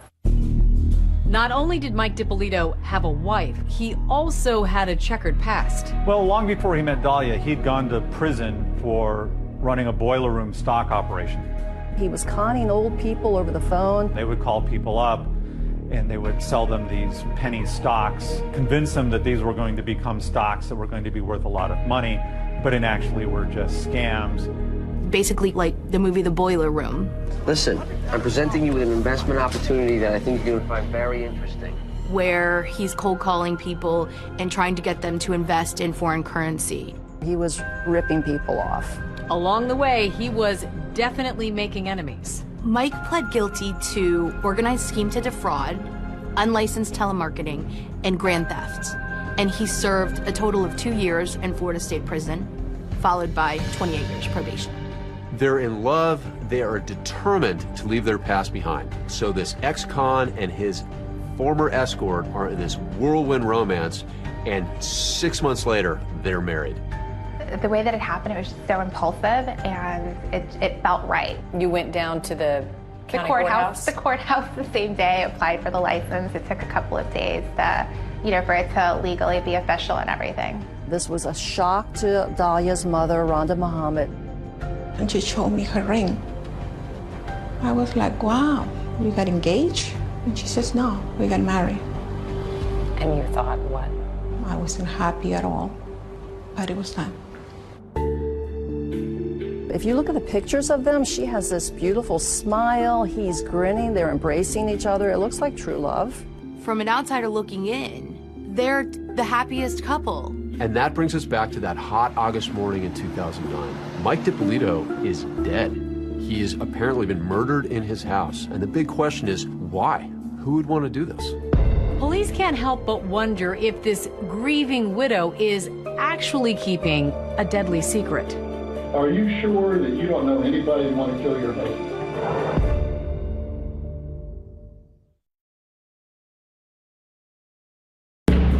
This is Sergeant Frank Ramsey. Ma'am, I need to talk to you. It's very urgent when you come home. It involves your husband. There's been an incident.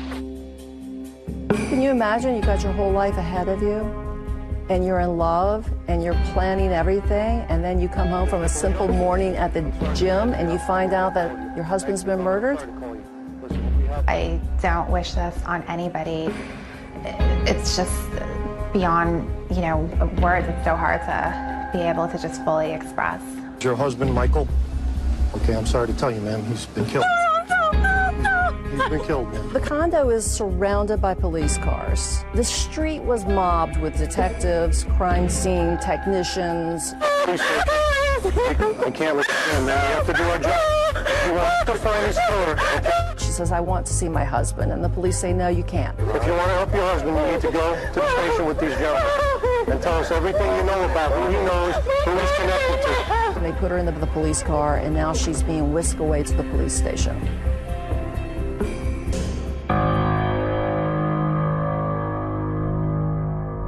So they take her to the interrogation room. She's sitting in there. I'll explain to you what we're going to do, okay? They turn the camera on once Dahlia steps into the room to watch her demeanor and to see how she was behaving. I don't want to be videotaped. Well, you're being videotaped. That's all part of it.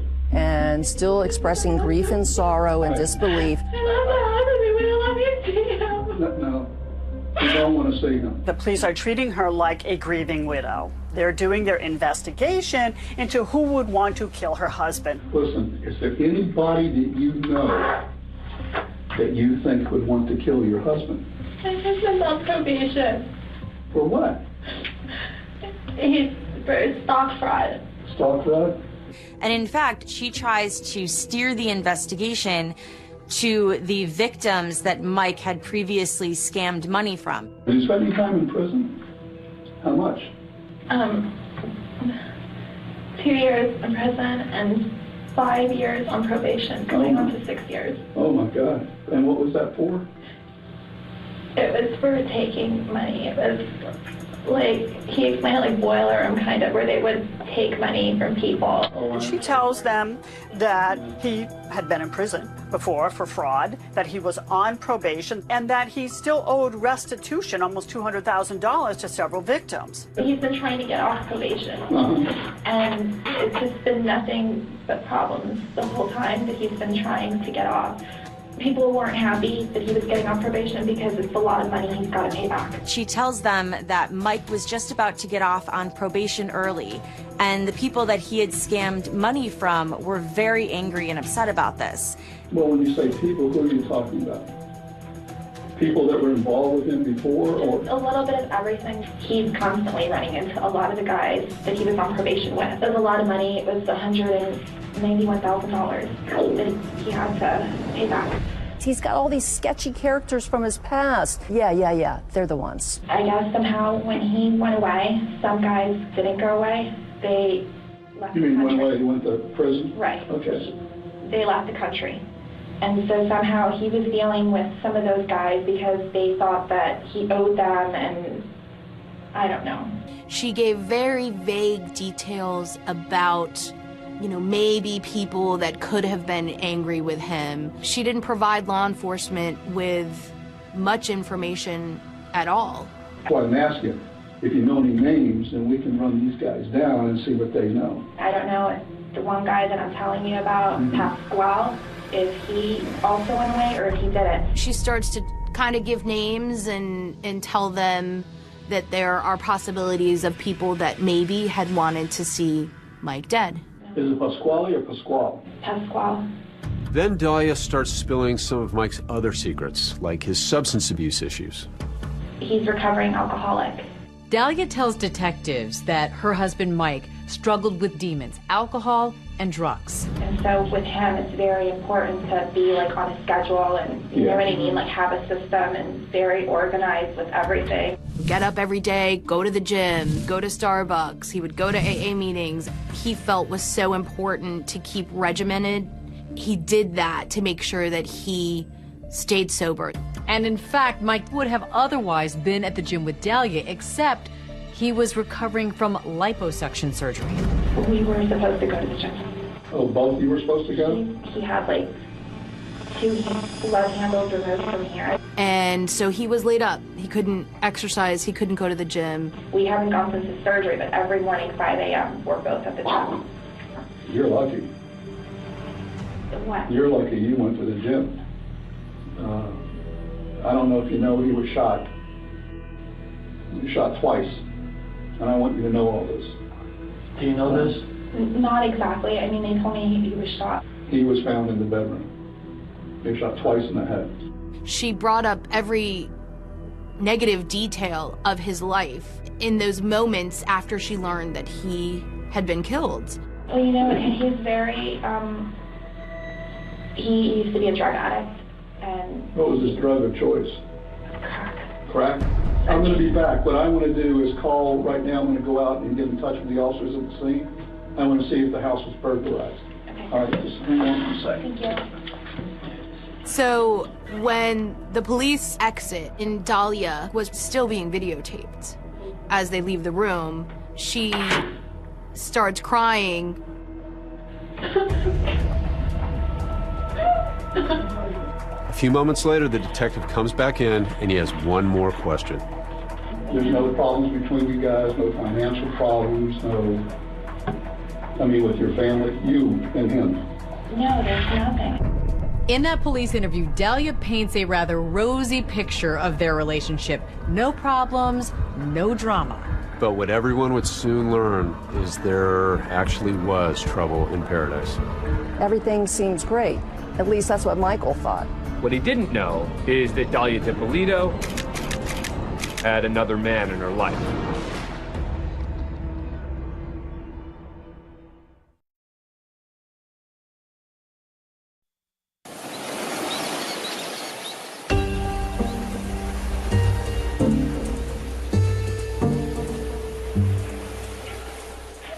As Dahlia DiPolito sits in that interrogation room, there is still a lot that investigators don't know about her.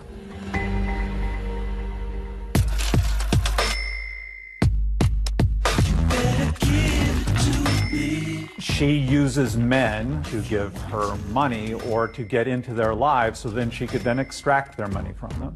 She knew how to use her sex appeal, and she had a lot of it, to get her way. And that's what she did very successfully with men, including Mike DiPolito.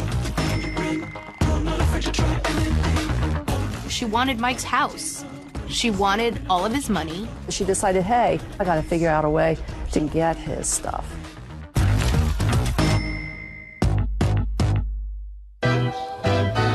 She had several men wrapped around her fingers. One of those men was a Florida businessman, Mohammed Shihada. He was a 32-year-old Jordanian national. He was a quasi-actor. In fact, If you go to the site for Mohammed's talent agency, his online portfolio is still there.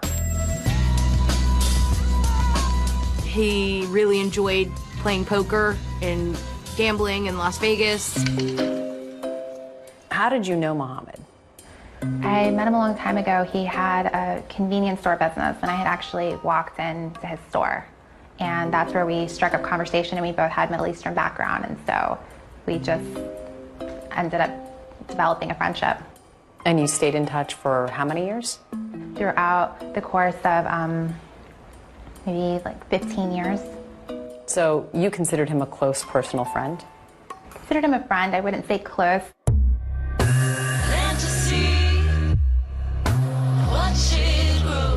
They began a flirtation, which was very heavily sexually charged. When she needed something, they would rekindle that old flame, so to speak. If she needed to vent about a guy she was dating or a relationship that she was in, she would talk to him. So in July of 2009, after Dahlia was married to Mike, she reached out to Mohammed once again, as she had done over time. She starts a narrative with him about Michael DiPolito. Dahlia told Mohammed that she was physically abused, that he was controlling, and she just needed out of the marriage. Were there any stresses on the marriage? We got into little arguments and things, but it wasn't anything major. But Dahlia tells Mohammed that her husband is abusive, emotionally abusive, so much so that a regular divorce isn't going to cut it. So she wants Mike out of her life for good and turns to Mohammed for help. She wants for a more permanent solution to her problems. Dahlia confides in Mohammed that she wants Mike DiPolito killed.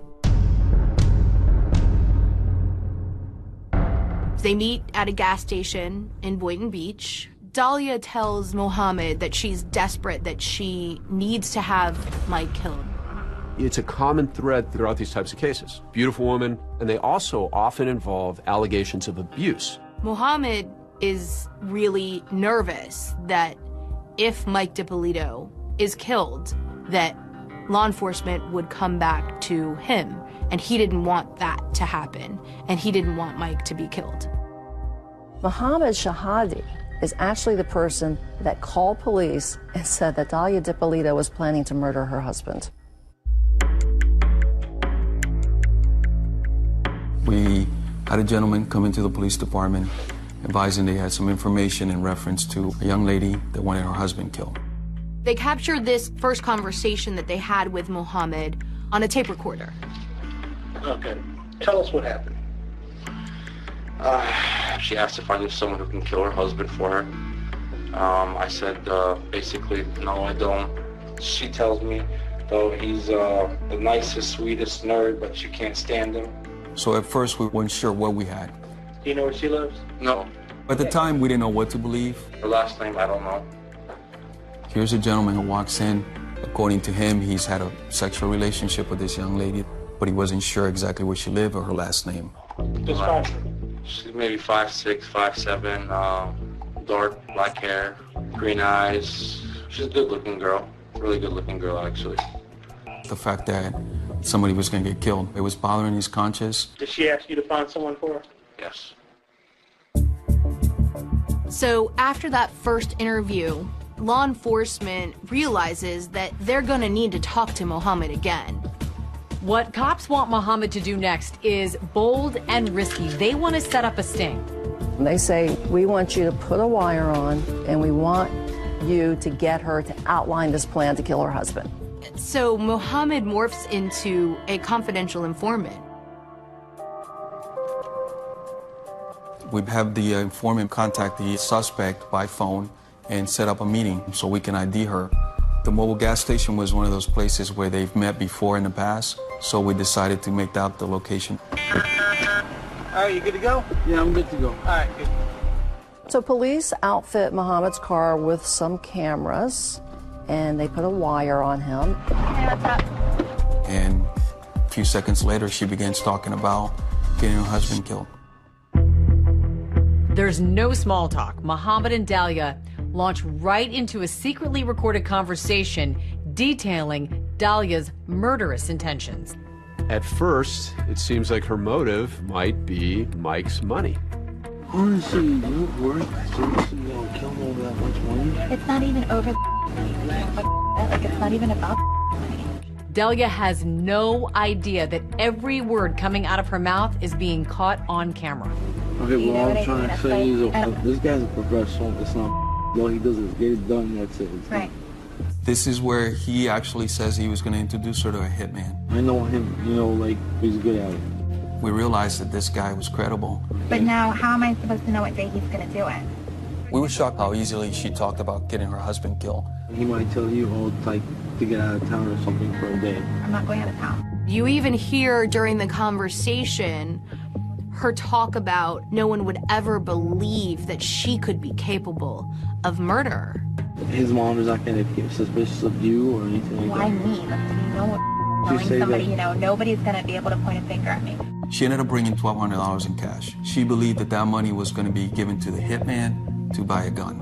Yeah, All right, I'll try. She also bought 2 pictures. I have a picture of him right now. You're sure everything else is okay? Yeah. You're sure? Yo, what more sure can you want? You're planning a murder. Come on, stop, yo. She's made a down payment on death. And now Dalia DiPolito is about to come face to face with the assassin. But little does she know, she is walking into a trap.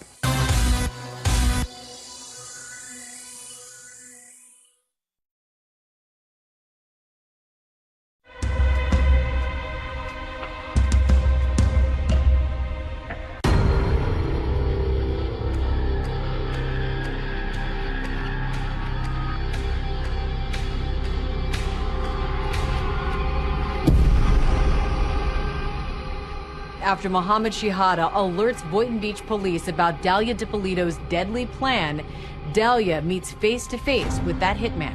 What she doesn't know is this hitman she's about to meet is actually Witty Jean, Boynton Beach police officer who is working undercover on this case. They agreed on a location, which was a CVS parking lot in the city of Boynton Beach. Pretty much parking this exact spot right here. We had 2 cameras in the car. The cameras were positioned in the back seat. You can't help being a bit nervous as you're doing this. Remember, there's 1,000 things that can go wrong. She parked and got into the car and she said, hey. Dalia shows up to the meeting with Witty, and she's wearing a cute little sundress. She's almost flirtatious with him in the car. We wanted to make sure that she caught my attention and my eyes. The way she was dressed, pretty much, I'm like, okay, you know, she wants to show off her body. So, you know, I have to give her a compliment. I told her, hey, you know, you look good. Hey, you look good. She clearly thought she was talking to a hitman, and to her, this was something that had to be done. Well, that's up to you. We were shocked how easily she talked about getting her husband killed. She gave me definitely a sense of urgency. You cannot wait to make it happen. If you're going to make it happen, you have to make it happen this week. I'll give you a quick breakdown of what I've done so far. We talked about money, how much money she's going to pay me. At one point she said, well, I thought that I already gave you the $1,200. $1,200 went to buy my gun, okay, and a couple hundred, you know, for other people to do things. Right. You know what I mean? When I had to explain to her, $1,200 is nothing. I had to buy a gun, I had to buy a phone, I had to buy this car. As she starts talking, what's going on in the minds of the police officers is, wow, this woman is real. This plot is real. As a matter of fact, I've already spent more money, you know, just to get it here. Right. I'm trying to tell her, look, however, which way you want it done, I'll do it. So I just want to make sure that, you know, this is what you want. Sure you want to kill this dude. When she's meeting with the hitman, he's telling her, look, there is no turning back. When I leave you today, you have no way to reach me. I explained to Dalia that after today, she wouldn't be able to find me to cancel this whole plan that we put together. When it's done, you know, you have to have an option to change your mind. And that's when Dalia DiPolito says the phrase that goes around the world. I'm positive, like 5,000% sure. Like, okay. No, there's no, like, determined already. I'm positive, like 5,000% sure. Her line is classic. I am like 5,000% sure, right? So it's, you know, she is so committed to this. Like 5,000% sure. I didn't think she was going to be that open. I'm 5,000% sure. When I say I'm going to do something, I'm going to do it. A lot tougher than what I look. I know you're like, oh, what a cute little girl, whatever. You know, but I'm not. She told me she may look like an innocent little girl, but she's a whole lot tougher than she looks. The most surprising thing about my meeting with Dahlia was how adamant she was in making sure that this was done. All right, Wednesday morning, go to the gym. By the time you get back from the gym, you're going to find a dead body in the house. All right?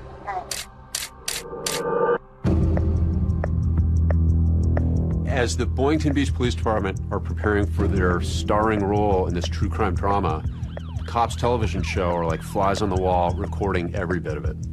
Our police officers, our detectives, our professional staff, they every day are doing things in our community to keep people safe and to save lives. And for us, it was a great way to showcase that and to let the community and the larger community know what these heroes are doing every day. Now, the Boynton Beach Police say that show had been interested in their department for several months. And arguably, their cameras never captured a scene quite like this one. They are about to hit the jackpot. Everybody knows why we're here. Chachi, you and Brian will go with me. Frank or somebody will call the wife. Just like the undercover instructed her to leave the house, she did. She grabs a smoothie, and she grabs her purse, and she says, bye, Mike, and she goes off to the gym. Dahlia is at the local LA Fitness, but back at her condo, police are there setting up an elaborate trap. That looks good. I like it. We've had set up a fake crime scene around the house, yellow tape around the streets, around the house. We make it look like her husband had gotten killed inside the house. At 6:21 a.m., as Dahlia DiPolito was working out, that's when she misses that call from the sergeant at the Boynton Beach Police Department. Sergeant Ramsey, can I help you? Is this Miss DiPolito, please? He intentionally pronounces her name wrong to throw her off. Once he got her on the phone, told her that something had happened and we needed her to come to the house. They needed to break some news to her. No, ma'am, I need to talk to you. Ma'am, I'll tell you everything you need to know when you get here. As Dahlia approaches, she sees what's really a crime scene. She sees police, tape blocked off. So the condo is surrounded by police cars. There's a crime scene van, there's crime scene tape, her apartment's roped off with the tape. The front door to the townhouse is wide open with black fingerprint dust everywhere. Dahlia arrives from LA Fitness from going to the gym. And she rushes up. Dahlia DiPolito doesn't know she's being set up right now.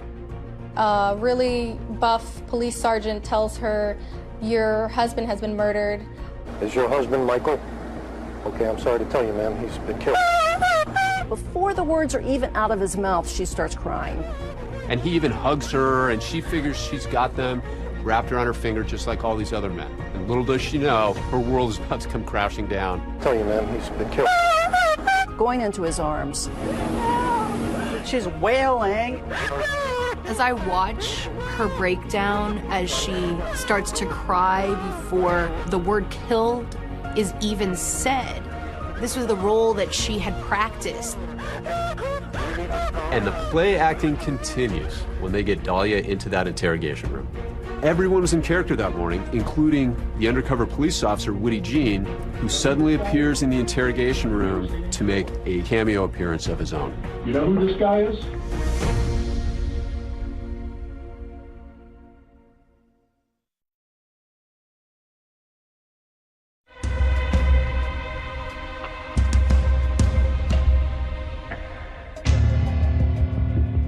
Tell us everything you know about who he knows, who he's connected to. Don't worry, we've already taken care of dogs with animal control for right now. Everything's under control. Dahlia's acting, and the police are acting. As she's brought to the police station, everyone involved is faking it. They think they have the goods to charge Dahlia DiPolito, but the police still want to see if they can make her crack. They're going to give her every opportunity to own up to what they suspect she did. You have the right to remain silent and not answer any questions. Do you understand that? She absolutely thinks that she has everybody fooled. He was found in the bedroom. He was shot twice in the head. He wouldn't open the door unless it's somebody that he knows. Well, then- We don't open for anybody. She believes that she's going to be able to convince law enforcement that she truly loved Mike and that she had nothing to do with his murder. When the police asked Dahlia if she wanted her husband killed by any chance, she denied it, completely denied it. No. You wouldn't want to kill him, I hope. Not at all. We are fine, like there's nothing. Dahlia DiPolito is pretending she knew nothing about this, and the police are pretending like her husband is actually dead. Did you want your husband dead? No, absolutely not. Did you want any harm to befall him? Never. No, never. Suddenly, the tide begins to turn, and the police get tough with Dahlia. They've had enough with her charade and with her lies. Police are thinking that by ushering in that would-be hitman, the man that she paid to murder her husband, surely that will get her to come clean. Do you know her? Put your head up and look at her. Put your head up. I've never seen him. What were you doing coming out of her house? Get him out of here. Inside, I was kind of laughing because I knew that I spent a good 25 minutes talking to her, and hearing her saying that she's never met me was pretty shocking. She denies ever meeting him, and she doesn't know who he is. And then the detective all of a sudden goes from being the grandfatherly figure that he had been into more of a aggressive. You're going to jail today for solicitation of murder. You're under arrest. That's an undercover police officer. We filmed everything that you did, recorded everything that you did. You're going to jail for solicitation of first-degree murder of your husband. I didn't do anything. Did you hear what I just told you? I heard what you said, but I didn't. Everything, listen to me. Everything has been recorded. You were photographed in the convertible when you sat in this car in the front of CVS. What do you want to do? I don't think for a second that she thought that investigators in the interrogation room were going to turn on her. Listen to me. I didn't do anything. You're going to jail. I didn't do anything, please. I didn't do anything. Can you talk about that moment when you realized the tables were turned? I panicked. I was just completely frozen, and I couldn't move. I couldn't really process and digest everything that was going on.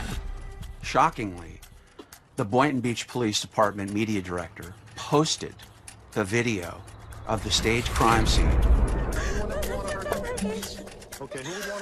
The Boynton Beach Police uploaded the video the same day. This was our way of getting video to our local media. We uploaded the video just as we did dozens of other videos.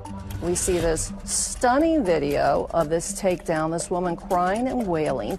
We'd never seen anything like it. It's always a risky move for the authorities to release any information during an investigation. But Florida is one of the most open states in the country when it comes to sharing information with the public. In a matter of hours, we were getting phone calls from national and international media. I need you to take her to the station. I thought it was going to be a very hot story. There's the jilted husband, there's money, there's video. If you want to help your husband, okay? If you want to help your husband. We were stunned. We were delighted.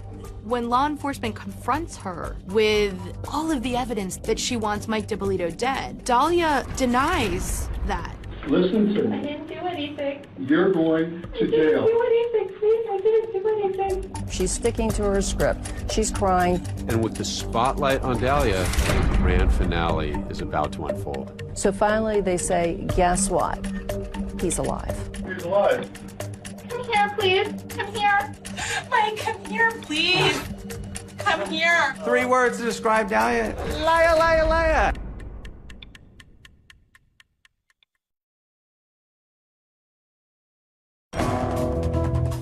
Give me 3 words to describe yourself. Who is Dahlia DiPolito? Understanding, sweet and compassionate. 3 words to describe Dahlia. Liar, liar, liar. What was that? I didn't do anything, and I didn't plot anything. It wasn't like, you know, kill him softly, don't hurt him. It was like, you know, just blow the guy's brains out and, you know, can I get a cheese sandwich with that? The positive, like 5,000% Charlotte. I see somebody who's struggling. What? How is she struggling if she's 5,000% sure? The whole crime's caught on tape. I mean, what do you do with that? It was a show, it was a tape. That was the purpose of it. You were acting in those tapes. Yes. Liar, liar, liar. He comes up with a defense that rocks the community. This was all for a reality show. She knew she was being taped. She and Mike wanted to be stars. The thing about reality TV is that anybody can do it. Anybody can become famous. I don't know what reality show a 40-year-old convicted felon could be on. They wanted to post it on YouTube to try to get acting parts. That was the plan. It was so far out of left field that they might just believe it. Even now, 11 years after the story first broke, the twists keep coming in the Dahlia DiPolito story.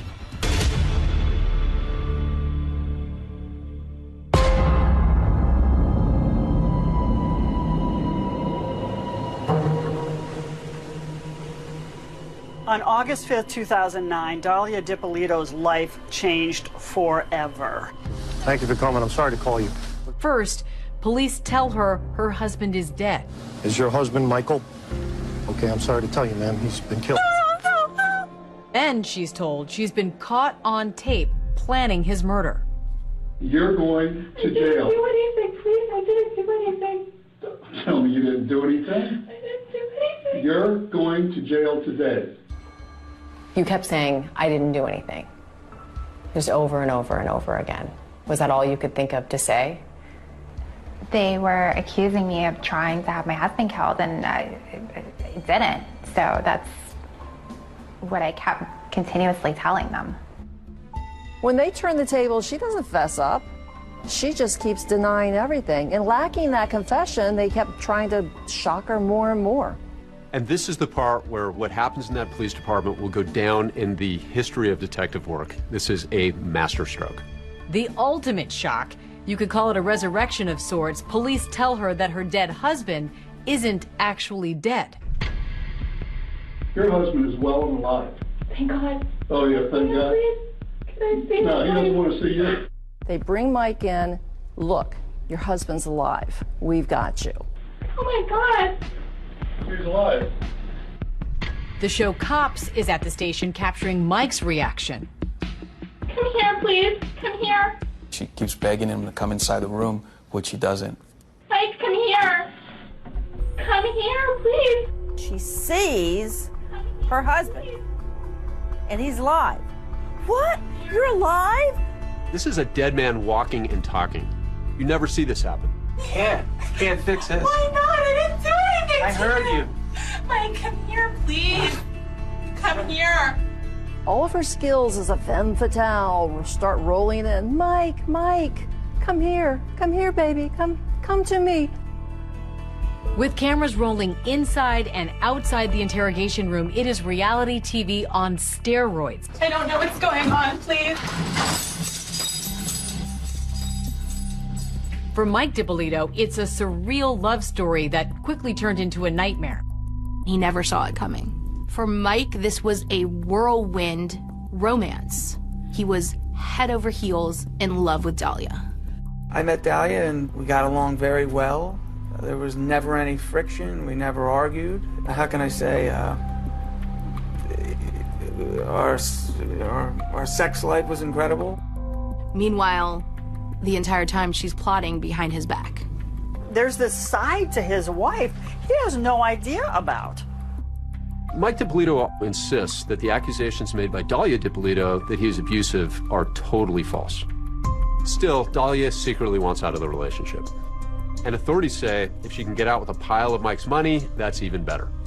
Mike DiPolito still owed $191,000 restitution, and he was on probation for decades. If he could make that restitution, he could make an argument to get off probation. But he says Dahlia told him she could help him with that. Dahlia said, if you can come up with $100,000, I will take $91,000 of my own. I'll put it with your money and we'll send it to the lawyer together. It was her responsibility to wire the money to Mike's lawyer. She says she's helping him. He thinks that she is. But in reality, she's doing anything but helping him. Soon, Mike notices odd things are starting to happen. Before I met her, I don't think I had a run-in with the police since I've been home from prison. I meet her, I'm running into the cops more than I ran into the cops probably ever in my life. Mike will soon find out that someone is trying to frame him for crimes he didn't commit. On 2 occasions, drugs were planted in his vehicle. Mike decides to take Dahlia away for a couple of days to the Ritz-Carlton. Mike is stopped by a police officer. And the police officer tells Mike that they had received an anonymous call saying that he was dealing drugs out of his Tahoe. He goes, do you mind if we search? I said, absolutely, go ahead. He searched the truck, didn't find anything. It was very odd. And then the next day, I go to get gas in the truck, and I find a bag of pills. It looked like cocaine in there. And that's when that hit me. I said, wait a minute. You know, somebody put this in my truck and called the police on me. They just didn't find it. Authorities say Dahlia figures he's an ex-con, and if she can get him sent away for drugs, he'll be gone for a really long time, and she's home free. I remember I looked at Dahlia, I said, did you put drugs in my truck? She adamantly denied it, so I let it go. Fine, fine. But you know, every instinct's telling me that it doesn't make sense. In fact, according to authorities, what she's really trying to do is get Mike DiPolito out of her life. And that $100,000 he'd given to Dahlia, she was supposed to wire it to his lawyer, but she hadn't. I knew clearly she stole my money. She's telling me she's going to get it back, and I'm doing everything in my power to believe her. He just stays in the relationship. He seemed to be, I don't know, for lack of a better word, a chump for love. Your ex-husband Michael claims you stole a lot of money from him. Money that was supposed to be used to pay his restitution. Did that happen? No. It's money that he was hiding. Police say that after her plot to try to get him jailed doesn't work, she ups the ante. One morning, he gets a knock at the door. We knocked on his door, and we actually woke him up. All I see is a bunch of cops, and I'm like, oh boy. I go downstairs. Police department, open your door. I hesitantly open the door. First, he didn't know what was going on. I thought they were there to arrest me. And we ended up telling him what we were there for. You have to come with us. Your wife's going to have you killed today. Your wife has hired a person to kill you. Just relax. Take it easy. Clearly, this just hits him like a ton of bricks. I mean, he literally takes a step back. We ended up taking him out of the house and driving him straight to the Point Beach Police Department. You already know why we're here. Your wife hired somebody to kill you. I also played a little bit of audio where she says, hey, I'm 5,000% sure that I want him killed. I'm positive, like 5,000% sure. It wasn't like, you know, kill him softly, don't hurt him. It was like, you know, just blow the guy's brains out and, you know, can I get a cheese sandwich with that? Even from behind bars, Dahlia is not finished trying to manipulate Mike DiPolito when she makes an astonishing phone call. Hello? Hey, it's me. Yeah, what's up? Nothing, Mike. Please come here. Is she ready to confess, or is this something else? Everybody asked me, why'd you take the phone call? I had to take the phone call.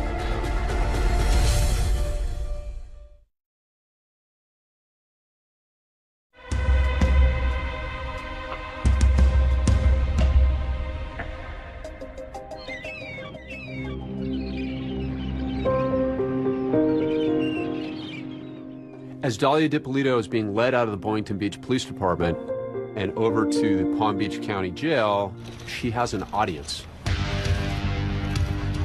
The press, having seen the video released by police, is there to greet her. Already the media is out there with their cameras capturing it. I didn't do anything, and I didn't plot anything. You were headed to jail. What was that first night like? It was a complete nightmare. I wasn't even officially in jail as the tapes were getting released, and they were already all over the news. They were everywhere. Till death do them part. And it's all caught on video.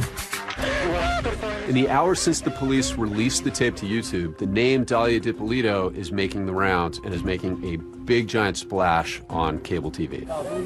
Bombshell tonight. A newlywed in Boynton Beach, Florida. Work it, cry. Problem, Ruh-roh, the hitman, is a cop. I could just watch the video over and over. It just is one of those clips that never gets old. The crying, the screaming, the bending over. Meryl Streep, wherever you are tonight, don't worry, you're safe. You became a headline around the world. Everyone knew your name. It was awful.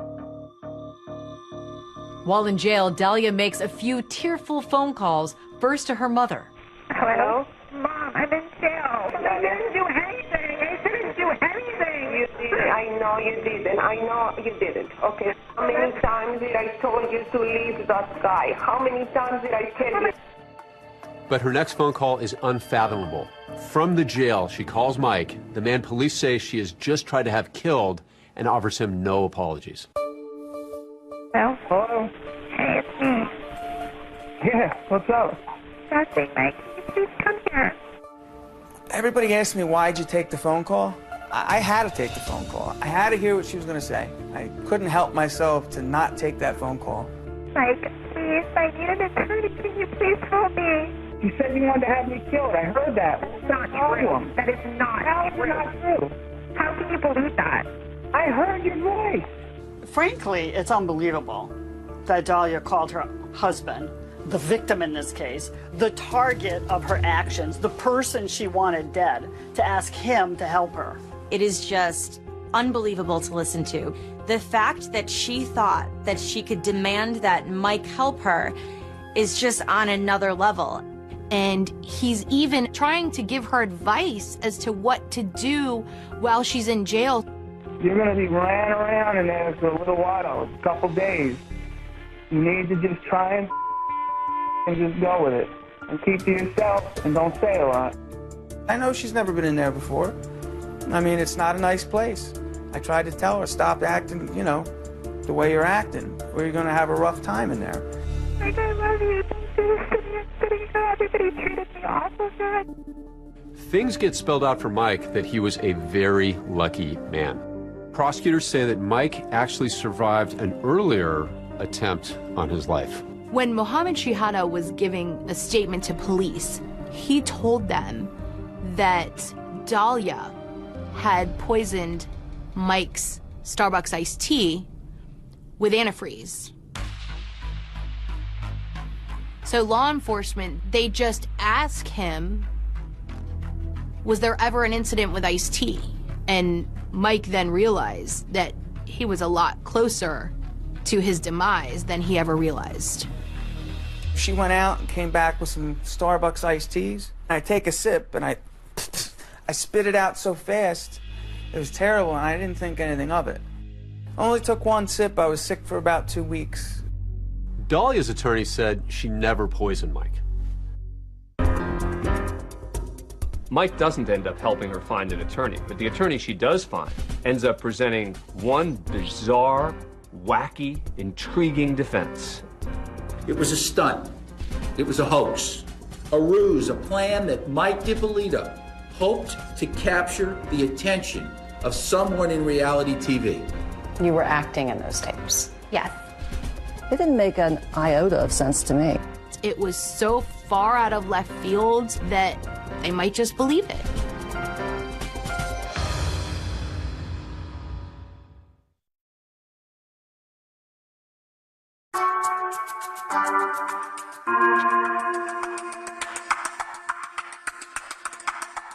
We begin with the trial of a Florida woman arrested for plotting to kill her husband.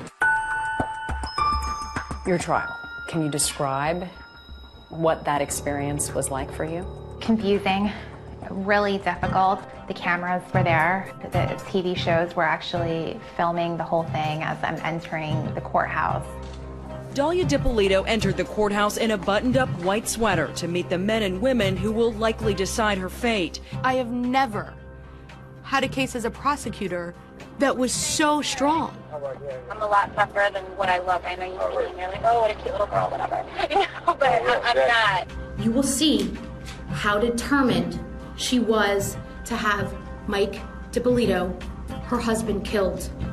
In opening statements, the prosecutor, Elizabeth Parker, wants to make sure these jurors don't believe that Dahlia is this little innocent figure and that she is a much darker, more evil person. He asked her, "Are you sure you want to kill him?" Without hesitation, as if she had ice running through her veins, she says, "There's no changing.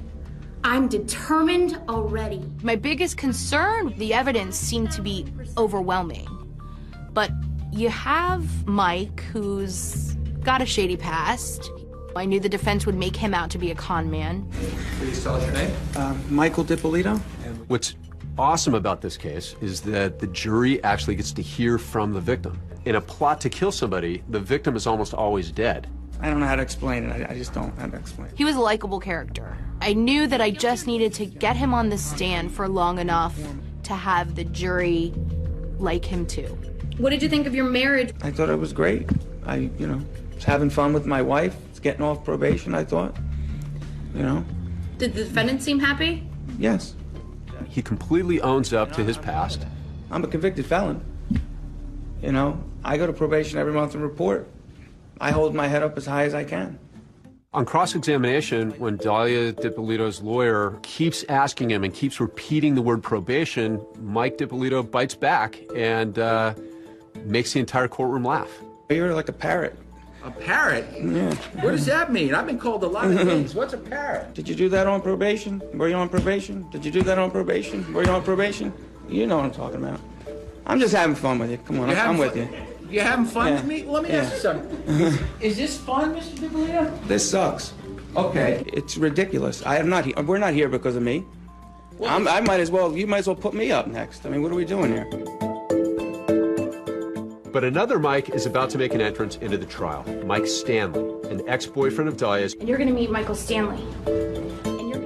Who prosecutors say discussed with Dahlia planting the drugs in Mike DiPolito's truck. So, the prosecution introduced tons of text messages between Dahlia and Mike Stanley. They were talking about everything they wanted to do once DiPolito was out the way.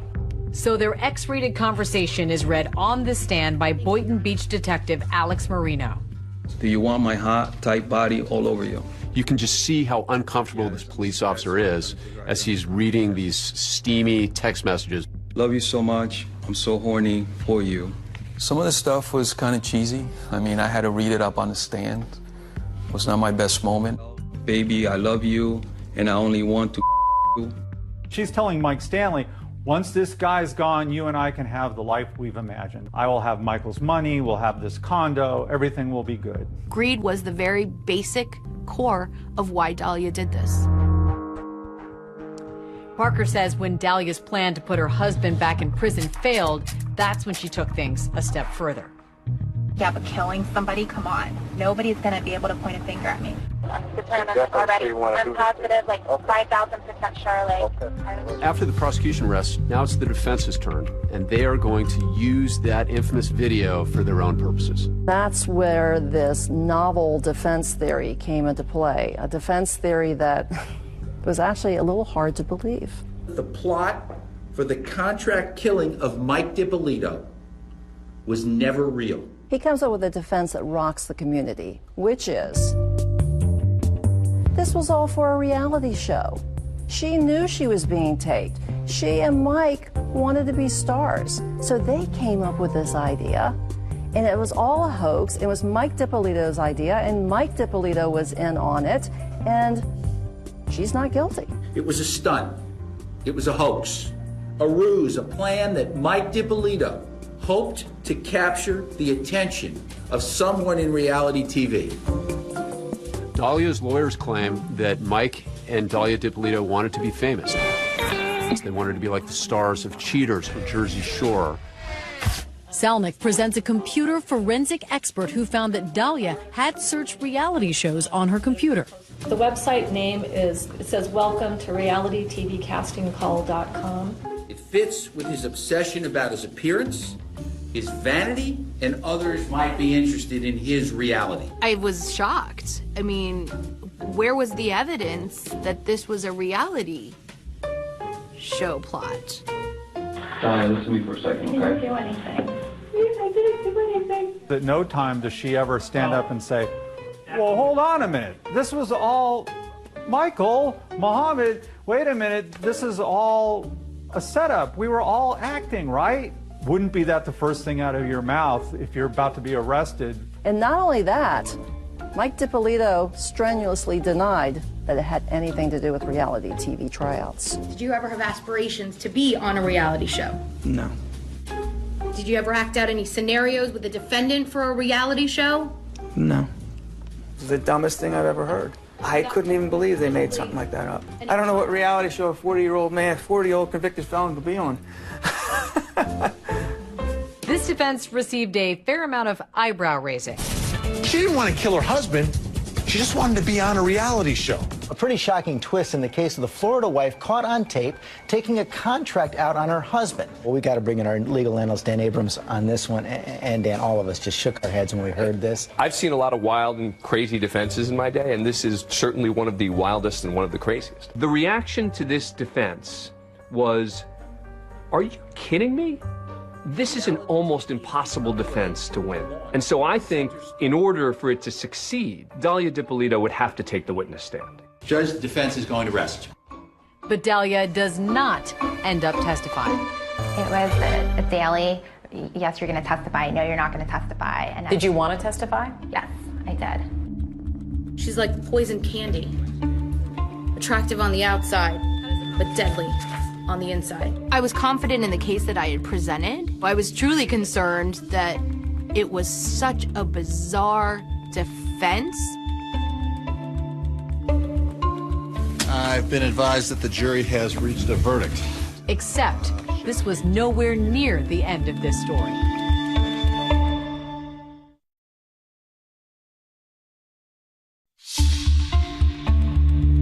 Now closing arguments continue in the Dahlia DiPolito murder for hire trial. And this case will go to the jury before lunch.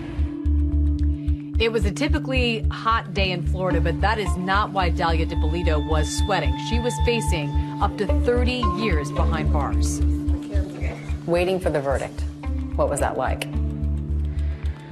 It's nerve-wracking. It's just really stressful, really tense. I've been advised that the jury has reached a verdict. The jury took just 3 hours to come to a decision. We find the defendant guilty of solicitation to commit first-degree murder. I was numb. It wasn't at all what I was expecting to hear. I never had the impression or the understanding from my attorney that losing was a possibility. Everything was always, you know what, we got this. Wow. We have really good poker faces, apparently. We all just said, well, she's guilty. Yeah. It was just kind of unanimous. And the defense didn't present anything that really represented this was for a reality TV show. And she said, I am 5,000% sure. And that did it for me. There is absolutely no moral justification for your conduct. It was pure evil. I'm sentencing you to 20 years in the Department of Corrections. I looked at her in that courtroom and I just said to myself, man, this is sad. I wish we were never here. And as far as the sentence, I'm 5,000% happy with it. That seemed to be it. Case closed, except this was nowhere near the end of this story. Everybody thinks, bye-bye, Dahlia, that's it. But it turns out she got an appeal. In the last hours, the Black Widow, Dahlia DiPolito, set to walk free. The appeals court tosses out the conviction. Dahlia's lawyers argue there was a problem during jury selection. And then, 3 years later, a court agrees. And so Dahlia DiPolito is getting a new trial. Were you surprised? The first piece of good news throughout the whole process. So now we move on to Dahlia round 2. That's right, she's coming back a second time. And this time, there's a new cast of players. For this second trial, Dahlia hires 2 high-profile lawyers she's seen on TV, Mark Eiglarsh and Brian Claypool. Defense attorney Brian Claypool, nice to see you both. I am 5,000% sure Dahlia DiPolito is innocent. Dahlia's new lawyers allow her to speak publicly for the first time, and that's when I had the opportunity to exclusively interview her. Your every move is monitored. Clearly, the strategy was for Dahlia to try and undergo a bit of an image rehabilitation. When people hear the name Dahlia DiPolito, what do you think comes to mind? Everything negative. Give me 3 words to describe yourself. Who is Dahlia DiPolito? Understanding, sweet, and compassionate. Because it was a pre-trial interview, Dahlia's lawyers wouldn't let her discuss certain parts of the case, particularly those videotapes. I'm positive, like 5,000% sure. Okay. Did you hire a hitman to kill your husband? No. How do you explain then what we saw and what we heard on those videotapes? I'd like to be able to explain that to you right now, but I can't because the attorneys legally have told me that we're saving that for our day in court. In our interview, Dahlia's lawyer, Brian Claypool, reiterated that reality TV defense that we saw in her first trial. Dahlia, her ex Mike, and this gentleman Mohammed were all part of this collaboration to put together a YouTube video of a scene where they're hiring somebody to kill somebody. They wanted to submit that, post it on YouTube to try to get acting parts. That was the plan. It got out of control. I'm positive, like 5,000% sure. 5,000% sure, not 100% sure, not 1,000% sure, but 5,000% sure. How do you explain that? I look at that video and I see somebody who's struggling with whether she's really sure. She's struggling? What? Why? Well, how is she struggling if she's 5,000% sure? Well, you might find that humorous, but when I hear people say they're sure, I'm 110% sure. She's trying to overcompensate. As for Mohammed, he denies working with Mike and Dahlia to make a video to try and get acting jobs. Mike DiPolito says he's never even met Mohammed. What do you say to people who say you're just denying the undeniable, that this is an open and shut case? That now with the attorneys that I have, so much is coming to light to where it would just be insane to not believe me. The tape was a show, it was a tape. That was the purpose of it. You were acting in those tapes? Yes. But you're telling the truth now? Yes. Why should we believe you? Because it's what happened. It's the truth. Dahlia DiPolito escorted into court by her attorneys for her second trial. Dahlia's second trial is going to shock a lot of people in a number of ways. Claypool dropped this bomb. He just throws off like it's nothing. And by the way, if you send her to prison, you're going to be separating her from her infant son. What infant son?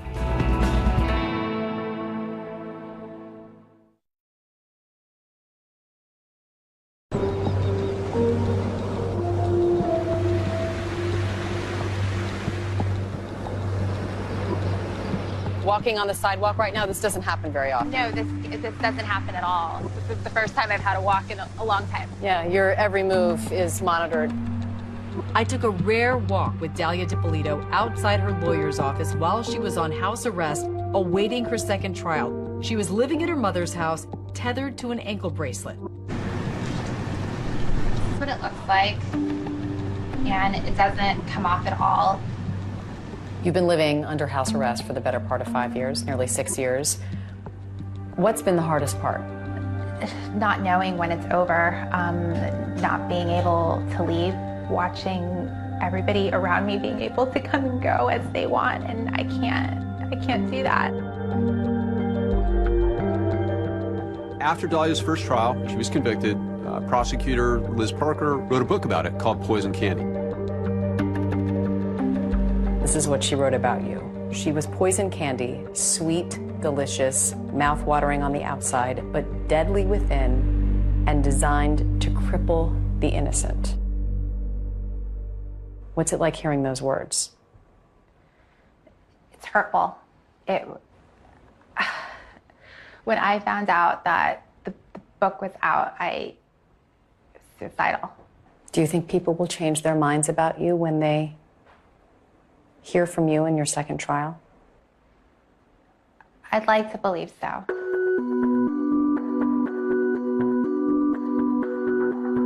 It's at a pretrial hearing, part of an attempt by her lawyers to get the case dismissed, where Dahlia finally has her chance to tell her side of the story under oath. Raise your right hand. You swear to tell the truth, the whole truth, and nothing but the truth. You take the witness stand on my right. It's not unusual at all for a defendant to take the stand in a pretrial hearing as long as it's not in front of a jury. Good afternoon, Mr. Leo. She actually takes the stand, and she gets up and describes that I was acting, she says. I was acting. We worked together on an acting project. We were all going to work on an actor's presentation to put up on social media. That did not go well for Dahlia. Under cross-examination, the prosecutor, he just tore her story apart. He was, okay, first of all, where's the script? Where are the notes? Wouldn't you have production notes? Where was your script this day? What do you mean, where was it? Where was it? It wasn't there. We looked at the script and we didn't take it with us. The prosecution punches holes in this reality TV defense. One of the questions was, if this is all about reality TV, how come you can't clearly see your face, you know, with the cameras in the back of the car? How come you can't see any of it? I wasn't the one taking it. I don't know. She had so many holes in her story, it made no sense. Her true self shined through. She was so not convincing at that pretrial hearing under oath that the court ruled against her. She loses the hearing, and so the motion to dismiss the case fails. 9 months later, it's Dahlia's second trial. The high-profile retrial getting underway today in West Palm Beach. Dahlia Dippolito getting a second chance at freedom after her first conviction was overturned. Trial 2 was handled quite a bit differently by the prosecution. They were going to stick to those videos, and that was it. They didn't even call Michael Dippolito to testify. Because the rest of the evidence was so powerful, my prosecutors felt that they would just go with the slimmed-down version of the case. Her words on those videos prove the crime charged.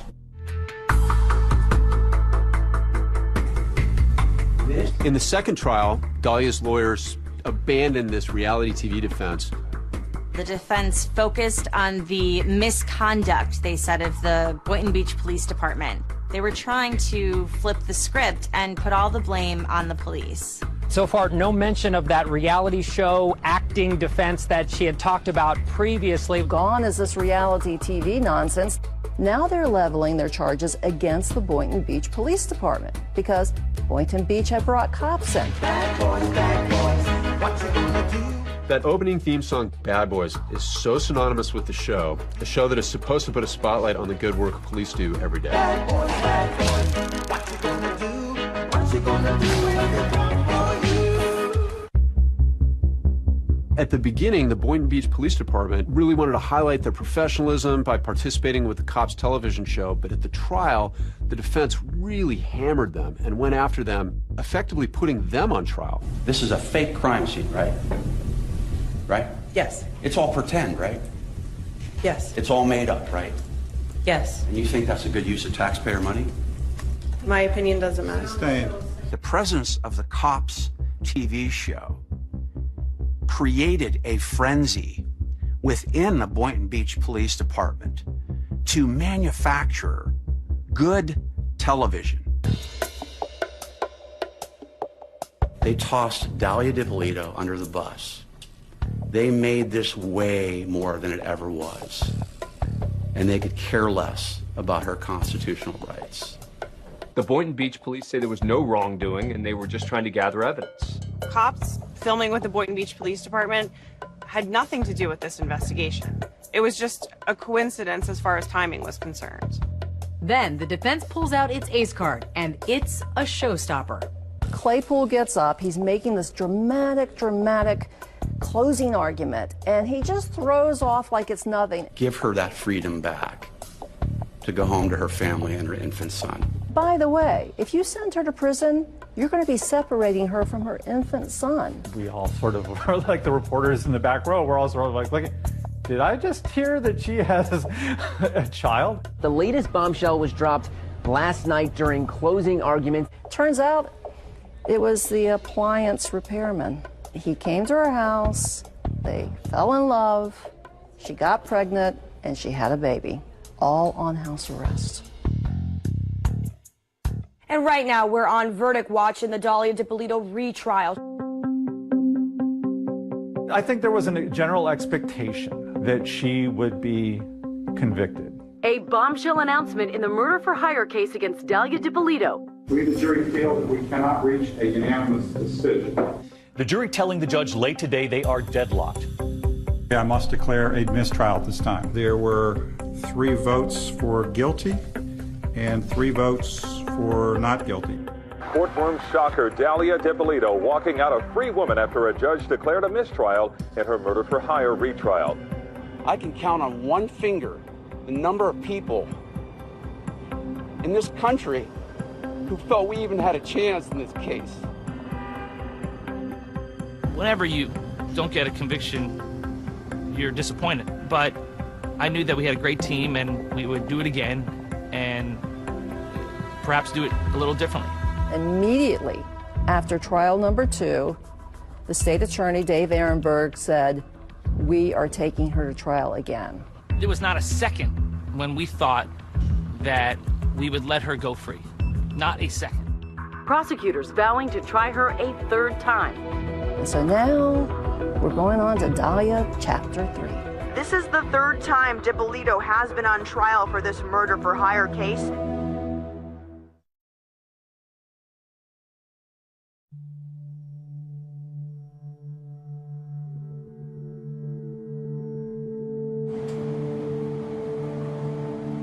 Heading into the 3rd trial, prosecutors are certainly hoping that they can finally close the book on this case.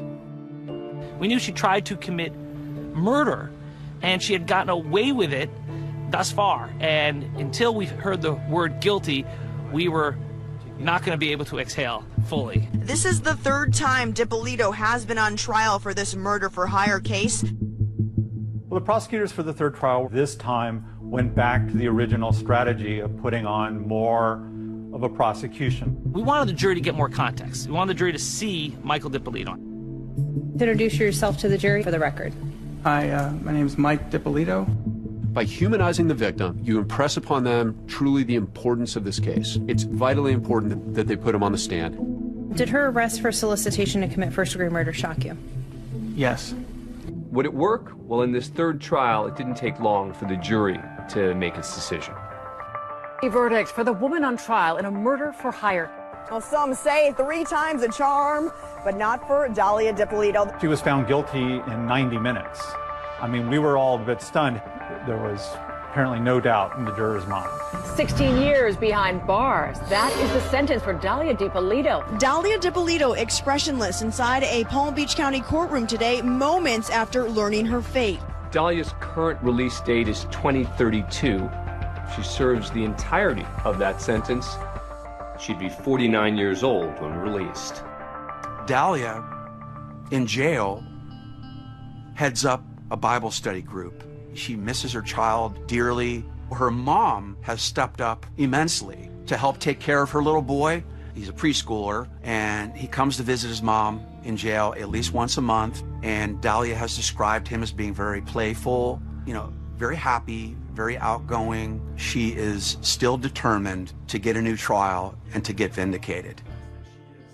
Dahlia's attorneys have tried to get the verdict thrown out again.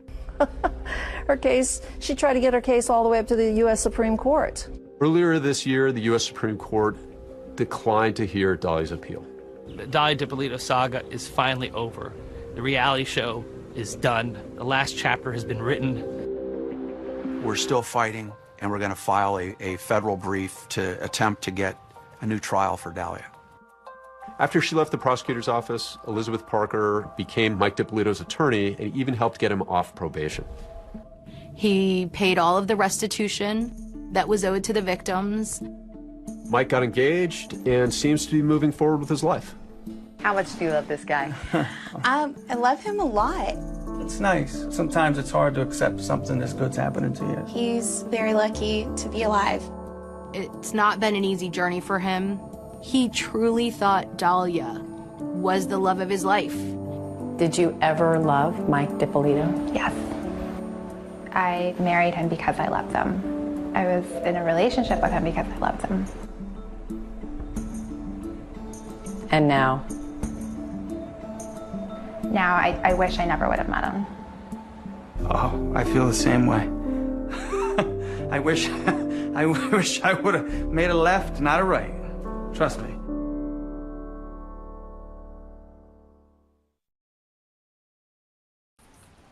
All right, guys, thank you very much for coming today. I have called you for a very special thing. We have an event day after tomorrow, and Khushi, you will make the necessary arrangements. Khushi. Yeah, sure, sir. You seem a bit off today. Everything is good, sir. Don't worry, I will do. All right, I am counting on you. All the very best.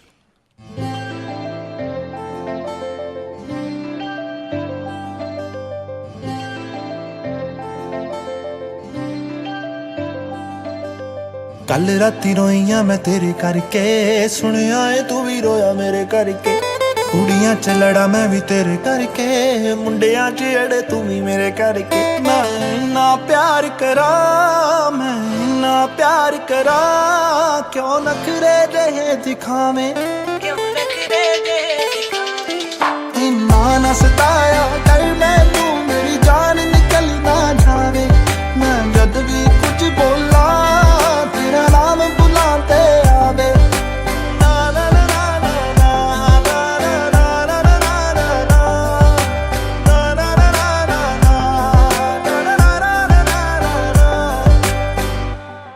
ਪੁੱਛਦੀ ਮੈਂ ਤੈਨੂੰ ਮੈਨੂੰ ਸੱਚ ਸੱਚ ਦੱਸੀ ਵੇ ਇੱਕ ਵੀ ਨਾ ਗੱਲ ਵੇ ਤੂੰ ਦਿਲ ਵਿੱਚ ਰੱਖੀ ਵੇ ਦੁਨੀਆ ਨਹੀਂ ਚਾਹੁੰਦੀ ਵੇ ਤੇਰਾ ਮੇਰਾ ਪਿਆਰ ਵੇ ਸੁਣ ਮੇਰੀ ਸੁਣ ਲੈ ਯਾਰ ਵੇ ਹੁਣ ਨਹੀਂ ਸੋਹਣਾ ਲੱਗਦਾ ਏ ਹੈ ਜਦੋਂ ਵੀ ਲੜਦਾ ਏ ਜਦ ਵੀ ਕਿਸੇ ਨਾਲ ਗੱਲ ਕਰਾਂ ਮੈਨੂੰ ਪਤਾ ਵੇਖ ਕੇ ਸੜਦਾ ਏ ਰਾਜ ਤੂੰ ਹਰ ਵਾਰੀ ਹੋਏ ਰਾਜ ਤੂੰ ਹਰ ਵਾਰੀ ਲਾੜੇ ਲਾਵੇਂ ਇੰਨਾ ਨਾ ਸਤਾਇਆ ਕਰ ਮੈਨੂੰ ਮੇਰੀ ਜਾਨ ਨਿਕਲ ਨਾ ਜਾਵੇ ਮੈਂ ਜਦ ਵੀ ਕੁਝ ਬੋਲਾਂ ਤੇਰਾ ਨਾਮ ਬੁਲਾਂ ਤੇ ਆਵੇ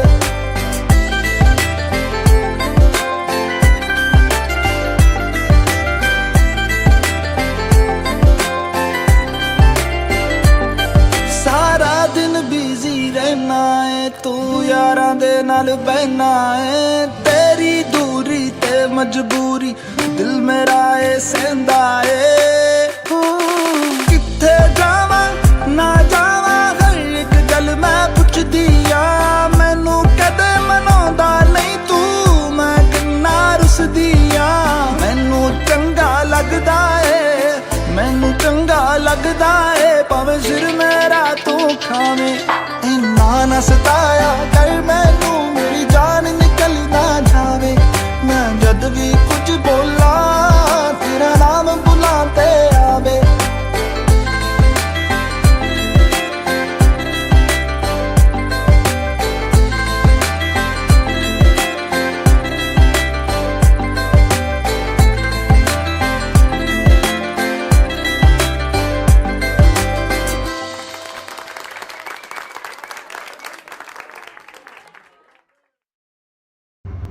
तो अभी आपने हमारा दुनिया सॉन्ग देखा, सो प्लीज कमेंट करके बताना कि आपको सॉन्ग कैसा लगा। एंड हाँ, वीडियो को लाइक करना, जाने से पहले रिपल म्यूजिक स्टूडियोज के चैनल को सब्सक्राइब कर लेना। Thank you. Bye-bye, everyone.